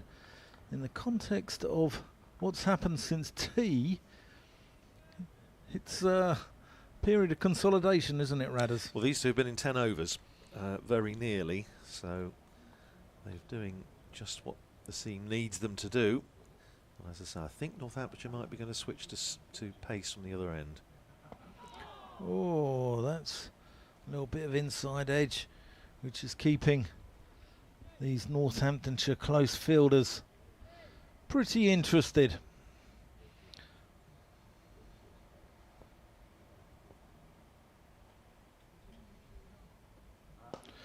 Quinn hoiks that one through the leg side. It will go away. 2 bounces down towards the Colin Cowdrey pavilion, and that's a rare bad ball from Chahal and a very welcome boundary, because the deficit is now down to 30. Northamptonshire's head coach Darren Lehman, who is an inveterate lapper of the boundary, puts in a lot of steps in the course of a day in a championship match. Having a walk round with the batting coach Greg Smith, reached the front of our commentary position. Bright sunshine now. It's a beautiful evening here in Canterbury after Stygian gloom this morning. Now we are going to see a change of bowling, as we thought. Liam Guthrie, the left arm seamer, is going to come into the attack from the far end, from the Nackington Road end. Calvin Harrison, having bowled 18 overs off the reel, 4 maidens, 2 for 37. Guthrie, 4 overs, 1 for 30, so he was a bit expensive, but he did pick up the wicket of Jaden Denley early on, and presumably Luke Proctor just thinking that they were, these two, as I mentioned, have been in now for what, 11 overs, and maybe just thinking they need to give them something different to think about. Slip and a leg slip, forward short leg, a gully, mid wicket is fairly tight in there. Dom Leach is holding up his hands at deep point. Where do you want me? Would you have brought Guthrie back at this point, or kept with the Harrison, Radders? I'd have kept with Harrison, I think. Well, I just think they were perhaps played him a little bit more comfortably in the last few overs. Here's Guthrie, and that's edged by Joey Everson on the bounce to Vasconcelos at slip. So it's just how Proctor sees it, isn't it? And he perhaps thinks that he needs to give them something else to think about. Northamptonshire do have, of course, another spin option in Safe Zabe, who bowled a few overs in the first innings, 13, picked up a wicket. Now, Rob Bailey is going to go across because they have 2 men behind square, a deep square just behind, and a long leg. And they also have a forward short leg. And Rob Bailey wants to be absolutely sure that there are not 3 behind square, so he's going over to point. Here's Guthrie round the wicket, bowls short, and Everson ducks underneath it. Yeah, he's also staring into the sun as well. The sun sort of sets in that direction, so that often comes into umpires' play when they go from square leg to point. Very inconsiderate of it. Yes. Setting over there. 126 for 7. Kent still 30 behind. Guthrie with the trees at the Nackington Road end behind him. Runs in and bowls and clipped away by Everson. Very good stop. That forward short leg by James Sales. It was Sales who talked about that game here 3 years ago when Northamptonshire won, courtesy of Rob Keogh and Simon Kerrigan, and James Sales it was who held the catch at short leg to win that match. He was on as substitute at the time, and what made that one quite pleasant for the historically minded at least. Come back to that in a second as Guthrie runs in and bowls short and pulled away by Everson. He's going to get a single down to deep square. One more to Joey Everson. He goes to 26 and Kent to 127 for 7. Still 29 behind. That was Northamptonshire's first Championship Division 1 victory since 2004. And captain in 2004, of course, was James's father, David. So that kept us going for a little while in terms of writing it up. So Guthrie will have a couple of balls at Matt Quinn, and that's short, and sails over the small of his back into the gloves of Lewis McManus. Generally speaking, on this placid surface with a Kookaburra ball, short has not been the way to go for the seamers. It's tended to just offer up scoring opportunities, but they have presumably a bit of a plan here. There is a forward short leg, there is a leg slip, and a slip and a gully. There's Guthrie round the wicket, bowls to Quinn down the leg side, and perhaps that's why they have a leg slip in there, because he had a little bit of a waft at that, missed the gloves, taken by McManus, and that's the end of another over. 127 for 7 with Joey Everson on 26, Matt Quinn is on 12, and a minimum of 8 to go. Yeah, or more likely 38 minutes for the hosts to negotiate. 38 minutes of Yuzi Chahal weaving his web around the Kentish lineup.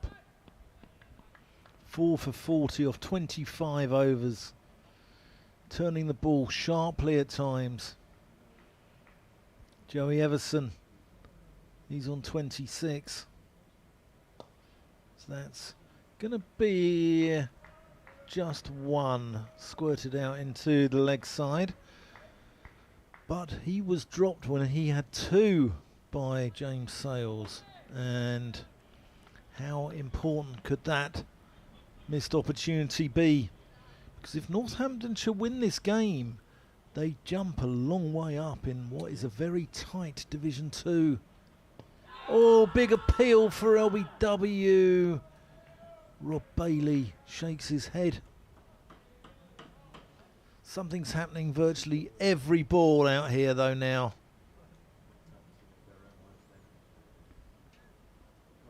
An absolute thriller in the Garden of England. 128 for 7. Just 2 more wickets needed. As that's pushed to silly mid-off. Tawanda Miyeye is absent, having had to leave the ground for personal reasons, and we wish Tawanda well. Sometimes there are more important things than cricket. And whatever's gone on, which we're not aware of, we hope that he's okay. And his family's okay.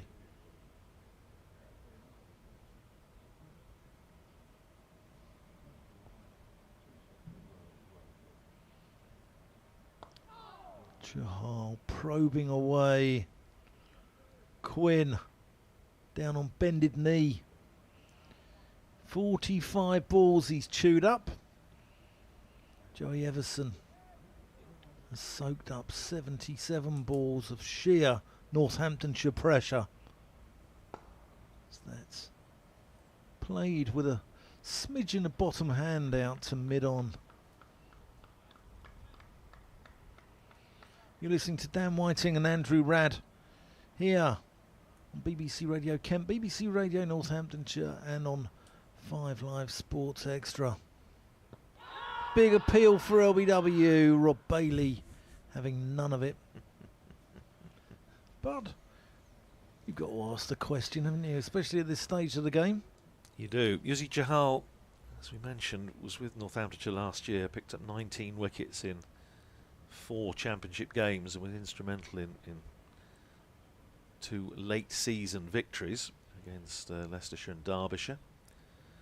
Northamptonshire happy to have him back.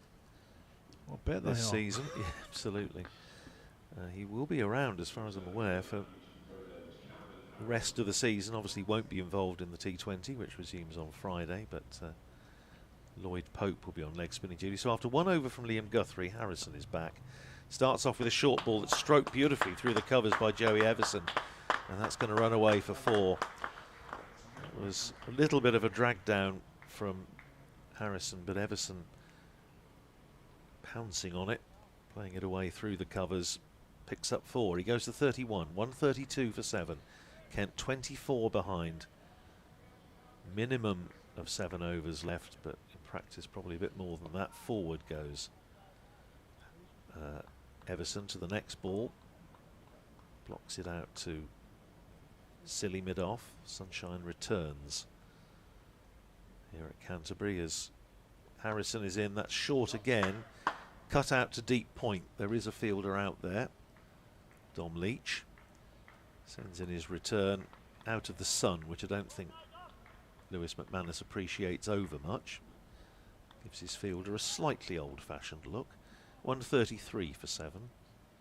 Everson is 32. Close fielders converge on Quinn, who pushes forward. Off a little mixture of inside edge and pad, it rolls down the pitch for Harrison to retrieve. Forward short leg, leg slip, slip gully, silly point. Harrison in and bowls. There's an appeal for LBW, not out, says umpire Ben Peverell. It loops off the pad past Sales at forward short leg. I'm wondering if they're thinking Quinn's not playing a shot. He's thrusting the pad a little bit with a bat tucked behind it, isn't he? Yep, could well be. Here's Harrison in again, and that's gone through Matt Quinn like the proverbial dose of salts. It's beaten the outside edge. It's taken by McManus. But that is another over negotiated by Kent. 133 for 7. They trail by 23. Now, are Northampton just going to keep Chahal wheeling away? I think the answer is probably yes. Oh, I think so. I just wonder whether they might, possibly if they don't pick up a wicket in the next 3 or 4 overs, if they might have a look at Safe Zabe. Only because he hasn't taken a stack of wickets this year. He's picked up 7, but he's had a little bit of a golden arm in the first part of the season in particular. Picked up wickets when they were needed. It's played out to mid-on. If Kent can get some sort of lead, it will take a crucial 7.5 minutes out of the equation here, because there is an over for every 3 3/4 minutes in the county championship regulations, as that's pushed back to the bowler. So 5:29, if they can get into the lead, it would only have to be 5:52 on the clock, wouldn't it? Yep. So that's pushed out through the gully region, and Quinn calls Everson through for most languid, easy of singles. This is now the only match in the championship still in progress. Glamorgan against Gloucestershire at Sophia Gardens, as we thought, has ended in a draw. Gloucestershire 255 for 7. Chahal. Again, that's pushed by Quinn. The mighty Quinn soaking it up. But there's only a small crowd here, but everyone absolutely gripped. Oh, and that's a leading edge that squirts out to Robinson in the offside. Chahal on his haunches. Can't believe it. Just floating that one up a little slower.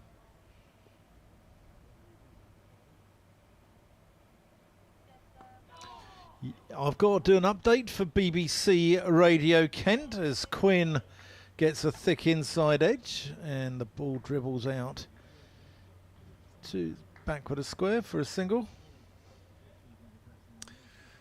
As far as the Division 2 table is concerned, Leicestershire and Derbyshire first and second, but both losing in this round of matches. So Leicestershire with 157 points, Derbyshire with 126, Glamorgan with that draw stay third with 124. Gloucestershire now on 111. Now Northamptonshire could go above them were they to win here. If not, they would stay just behind Gloucestershire in fifth place. Here's Calvin Harrison in, flights that one up and driven by Quinn back down the pitch, fielded by Calvin Harrison, on loan of course from Nottinghamshire in red ball cricket for Northamptonshire this year. Beats Quinn's forward push past the outside edge. Calvin Harrison has played in 8 of Northamptonshire's 9 championship matches on loan from Notts, very successfully too. That's, oh my goodness, he was trying to turn that away on the leg side, Matt Quinn. It bounced off a pad and was dangerously close to the stumps, but he had the presence of mind to kick it clear. Here's Harrison in bowls, quicker ball, he's gone for a swing, it's going up in the air, he must be caught. He is caught at mid-off. Caught by Yuzi Chahal. Quinn goes for 13 and Kent are 135 for 8. It's 5 wickets, 3 wickets rather for Harrison, 4 for Chahal, and a little bit of brain fade I think there from Matt Quinn. He just spooned it up in the air. Yuzi Chahal had a long time to think about it, but fortunately held it as it came down. It's 135 for 8. Northamptonshire, we assume, 1 wicket away from victory. Yeah, certainly. There have been some... Oh, Tawanda Miyeye is back and Good. is walking out. That's lovely to see. I'm really pleased. So it will be still 2 wickets that they need. And he's getting a warm round of applause. Well, it means now that Kent do have 2 recognised frontline batters in.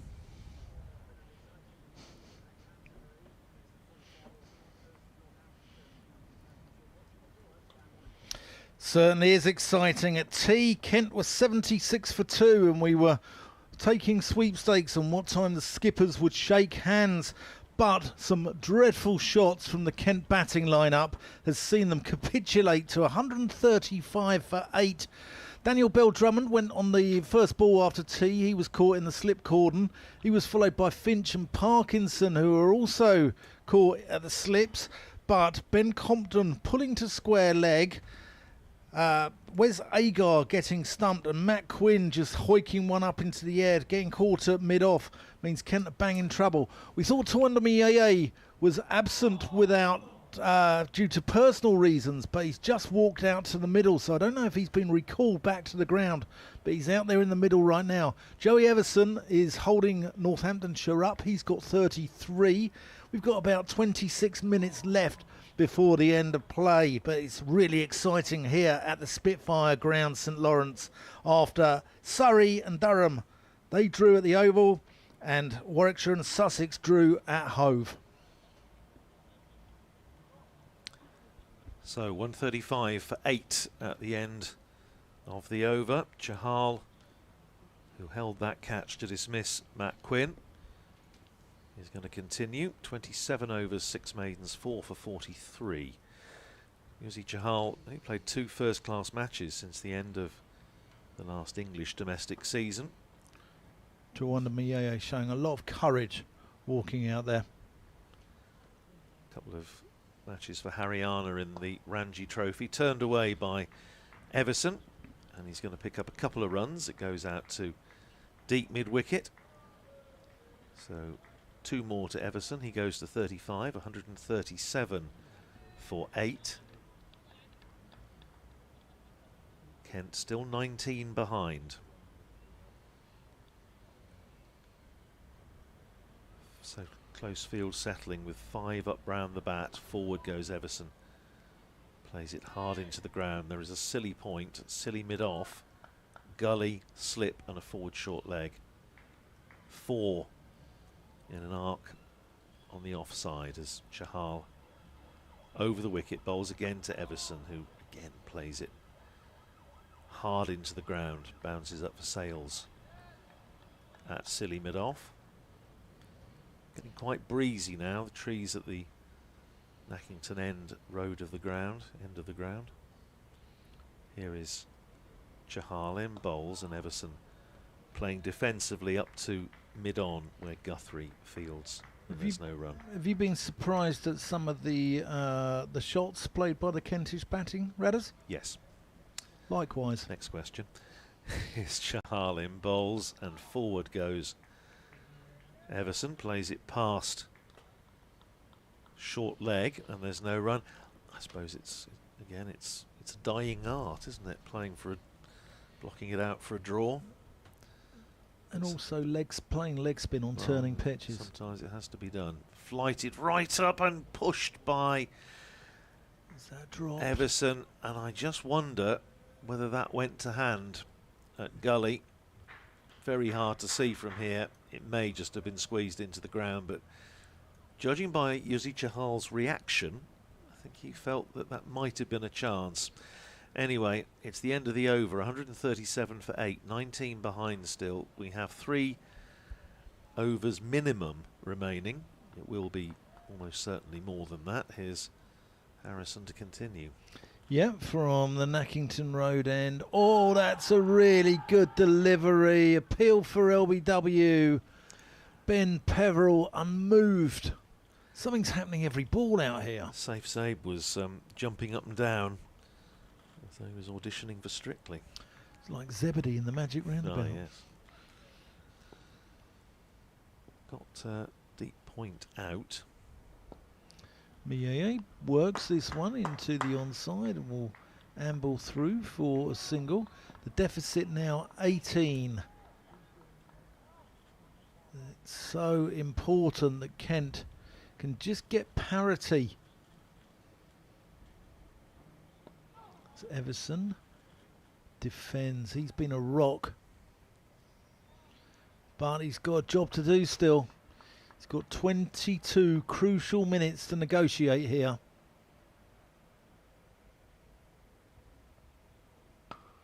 That's screamed through cover. In fact, so hard it's actually gone through Liam Guthrie, who's got something on it, but they'll come through for 2. But Everson absolutely crunched that one. Short ball from Harrison. Absolutely nailed it. 7 wickets for 90. This leg spinning duo for Northamptonshire are picked up as Everson drives that back to the bowler. Jerry Everson now 90 balls, so he's basically soaked up 15 overs off his own bat.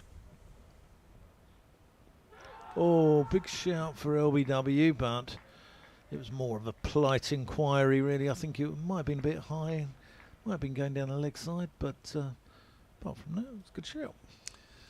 So, minimum 2 to go. I think, you know, that one we were not sure about whether it was a chance or not. I think it was, because I just saw Vasconcelos short leg. Yeah, and it was Chahal as they crossed to go into their positions for the start of this next over. A little sort of consoling pat on the back from Yuzi Chahal, but it was just one of those reaction chances. They either stick or they don't. Now, can Northamptonshire create further chances? 5 men still up round the bat. Chahal trotted in to bowl and then aborted. Goes back to his mark. Past umpire Rob Bailey. Chahal in and bowls, and on the back foot goes Mieye. Plays it up the pitch to Chahal. Mieye making, what, 58 in the first innings. Played nicely. Job to do here as Chahal comes in, floats that one up, driven by Mieye. Going to go through for a single to Guthrie at mid-on, who flicks the ball in and demolishes the stumps, which will give Rob Bailey some gainful employment for the next second or two. 141 for 8, 15 behind. Not the first time Guthrie's done that today after making a mess of Jaden Danley's stumps. First wicket up. True enough. Here's Chahal in again. Bowls and a sweep from Everson. It goes down towards deep backward square. It's going to go for 4. And Kent now just 11 runs behind. 145 for 8. And Joey Everson, if Kent do save this match, then they're going to have an awful lot to thank him for. He's 41 not out and really has played an excellent hand for his side. Just moving deep square round a little bit finer as Chahal is in and bowls, and forward goes Everson. Plays it back down the pitch. Chahal fields. Lovely sunny evening here in Canterbury. It's like November this morning, although the temperature was perhaps a little warmer than November, but very gloomy. Forward goes Everson, and Chahal puts that past the outside edge. Still, it's not prodigious, exaggerated turn, but it's just doing enough. Some have spun slowly, some have spun quite sharply, haven't they? We saw yesterday, it just started to go a little bit for Matt Parkinson at the back end of the day. Flighted up, edged, and that hasn't gone to hand. Didn't quite carry, I don't think. As Broad dives across. Harrison was there as well. I don't think it quite carried. Soft hands coming to the rescue as far as Joey Everson was concerned. 145 for 8. Kent are 11 runs behind. They have 2 wickets in hand. There's 1 over of the stipulated 16 in the last hour to go. Yeah, and Annette Newman's, as they were described yesterday, the old soft hands. Here is Harrison, and that's driven handsomely by Tawanda Mieye towards the Nackington Road end. The deficit is now just 7, which will mean if they can get parity, it will mean when that clock ticks over to 5:52, it will be the end of the game. But they haven't got there yet, and they've still got, at present, 17 minutes to negotiate as Mieye defends that. 5:43 it's showing at the moment. I'll tell you what, it's not bad, this county championship cricket, is it? Never cash on. Give me this over the short form game any day, as that's just defended. We spoke about that being fast food, and it's got its very own place in the game, but this is haute cuisine cricket. Mieye pushes that to mid-on. Another lap for Darren Lehman. I tell you, he's putting them in this afternoon as he goes down below us. He's actually got a calf strain. He's actually got a bandage on his calf due to so much walking around the Kent countryside, as Mieye takes a sharp single to Chahal, but gets through in time. That brings up the 150. Now surely somebody is going to say to Joey Everson, go on, clear the arrears with a 6. Go on. Dare you. As he rocks onto the back foot. That's another over negotiated, as I'm sure these two will be like Monty Don and Alan Titchmarsh, doing their gardening and taking crucial moments out of this game. So if it is a draw, then Northamptonshire will pick up 14 points, put them on 108, just behind Gloucestershire. Those 13 points that Kent would take would put them 10 points behind Middlesex, so they would stay bottom of the table. Here's Chahal starting a fresh over to Tawanda Mieye, who drives out to silly point, and there's no run. Still a silly mid-off, silly point, slip, gully, forward short leg. Chahal in again, bowls to Mieye, reaches for that slightly, hits it hard into the shins of James Sales. That silly mid-off. That's the best way of defending. Never mind men round the boundary. If you put enough men round the bat, they can't get it through. Here's Chahal, flighted up, and Mieye plays good solid defensive stroke. Just to the left hand of Sales at silly mid-off. Chahal is 30th over. 4 for 50 so far. He's in again, bowls to Mieye, forces nicely, square of the wicket in the offside. There is a man back sweeping in front of the Freeman House flats. One more to Mieye, he goes to 8. Kent to 151 for 8. They are 5 runs behind still. Here's Chahal in and bowls, driven by Joey Everson, back down the pitch, fielded, half fielded by Chahal off his own bowling.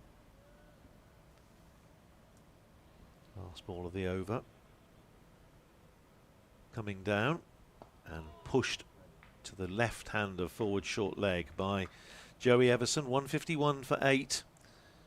Chahal trying everything he knows, but at the moment to under Mieye and Joey Everson holding firm for the home side. 151 for 8, and now it's all down to the clock because the required overs have been bowled. So Rob Bailey will be getting out his pocket watch or his sundial or whatever and working out at what point this game will end. Calvin Harrison to Mieye, who pushes this into the offside, but I think if these arrears are cleared, then I think we're just about safe for the draw. I wouldn't trust anything in this game, as there's a little bit of hesitation there, but Everson and Mieye managed to communicate and come through. The deficit now 4 runs. No, yeah, I would accept that. It's been a fairly extraordinary day one way or another. That's a thick outside edge. There could be 2 potentially here. Everson wants to come back, and they do. They take on the arm of Dom Leach, who misfeels slightly, and Everson capitalises on that and scampers through for the second. Yeah, it's a bit of disappointment, I think. Dom Leach fumbling that one and being able to get the throw away might have been interesting. Left alone by Everson.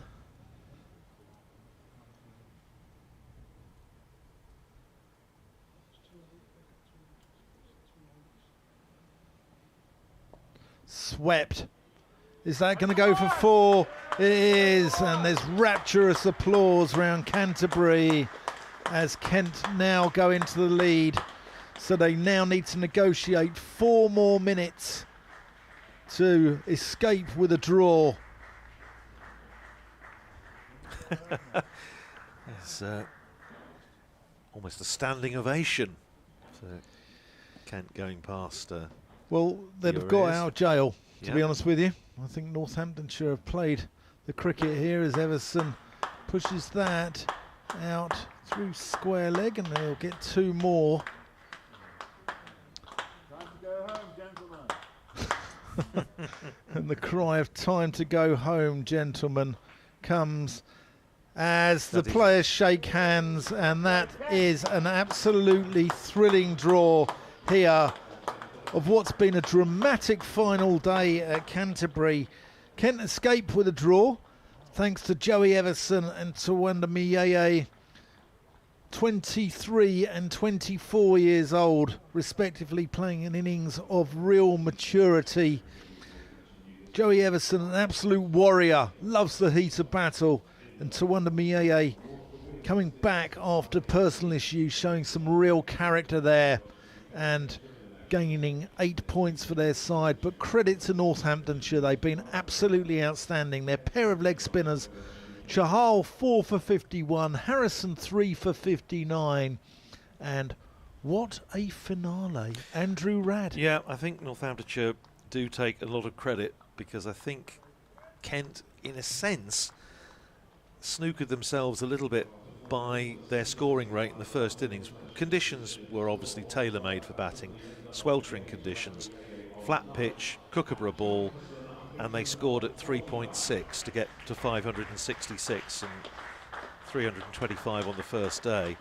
Northamptonshire scored at fives to get up to 722, and the comparison, I suppose, of the entire days that the two respective sides batted. Kent made 325 on the first day. Northamptonshire made 480 yesterday. So they've, played themselves into a position from which, even given the fact that they lost some time to the rain today, they have been able to press hard for a victory. I do feel, and we said this right from the start, they needed a full day. And I think if they'd have had another 20 overs, something like that, which was we lost 18 this morning, didn't we, to the rain, then it might have been a different story. However, well played, Joey Everson. That was a high-class innings, showing a lot of character, a lot of skill. And, well, yet again, County Championship cricket is the winner. Certainly is. Thank you for joining us, whether you've joined us from BBC Radio Northamptonshire, whether you've joined us from BBC Radio Kent, or whether you've joined us from 5 Live Sports Extra. It's been an absolute thriller, but the spoils are shared here at the Spitfire ground, St Lawrence. So from Andrew Radd and from me, Dan Whiting, have yourself a very good evening.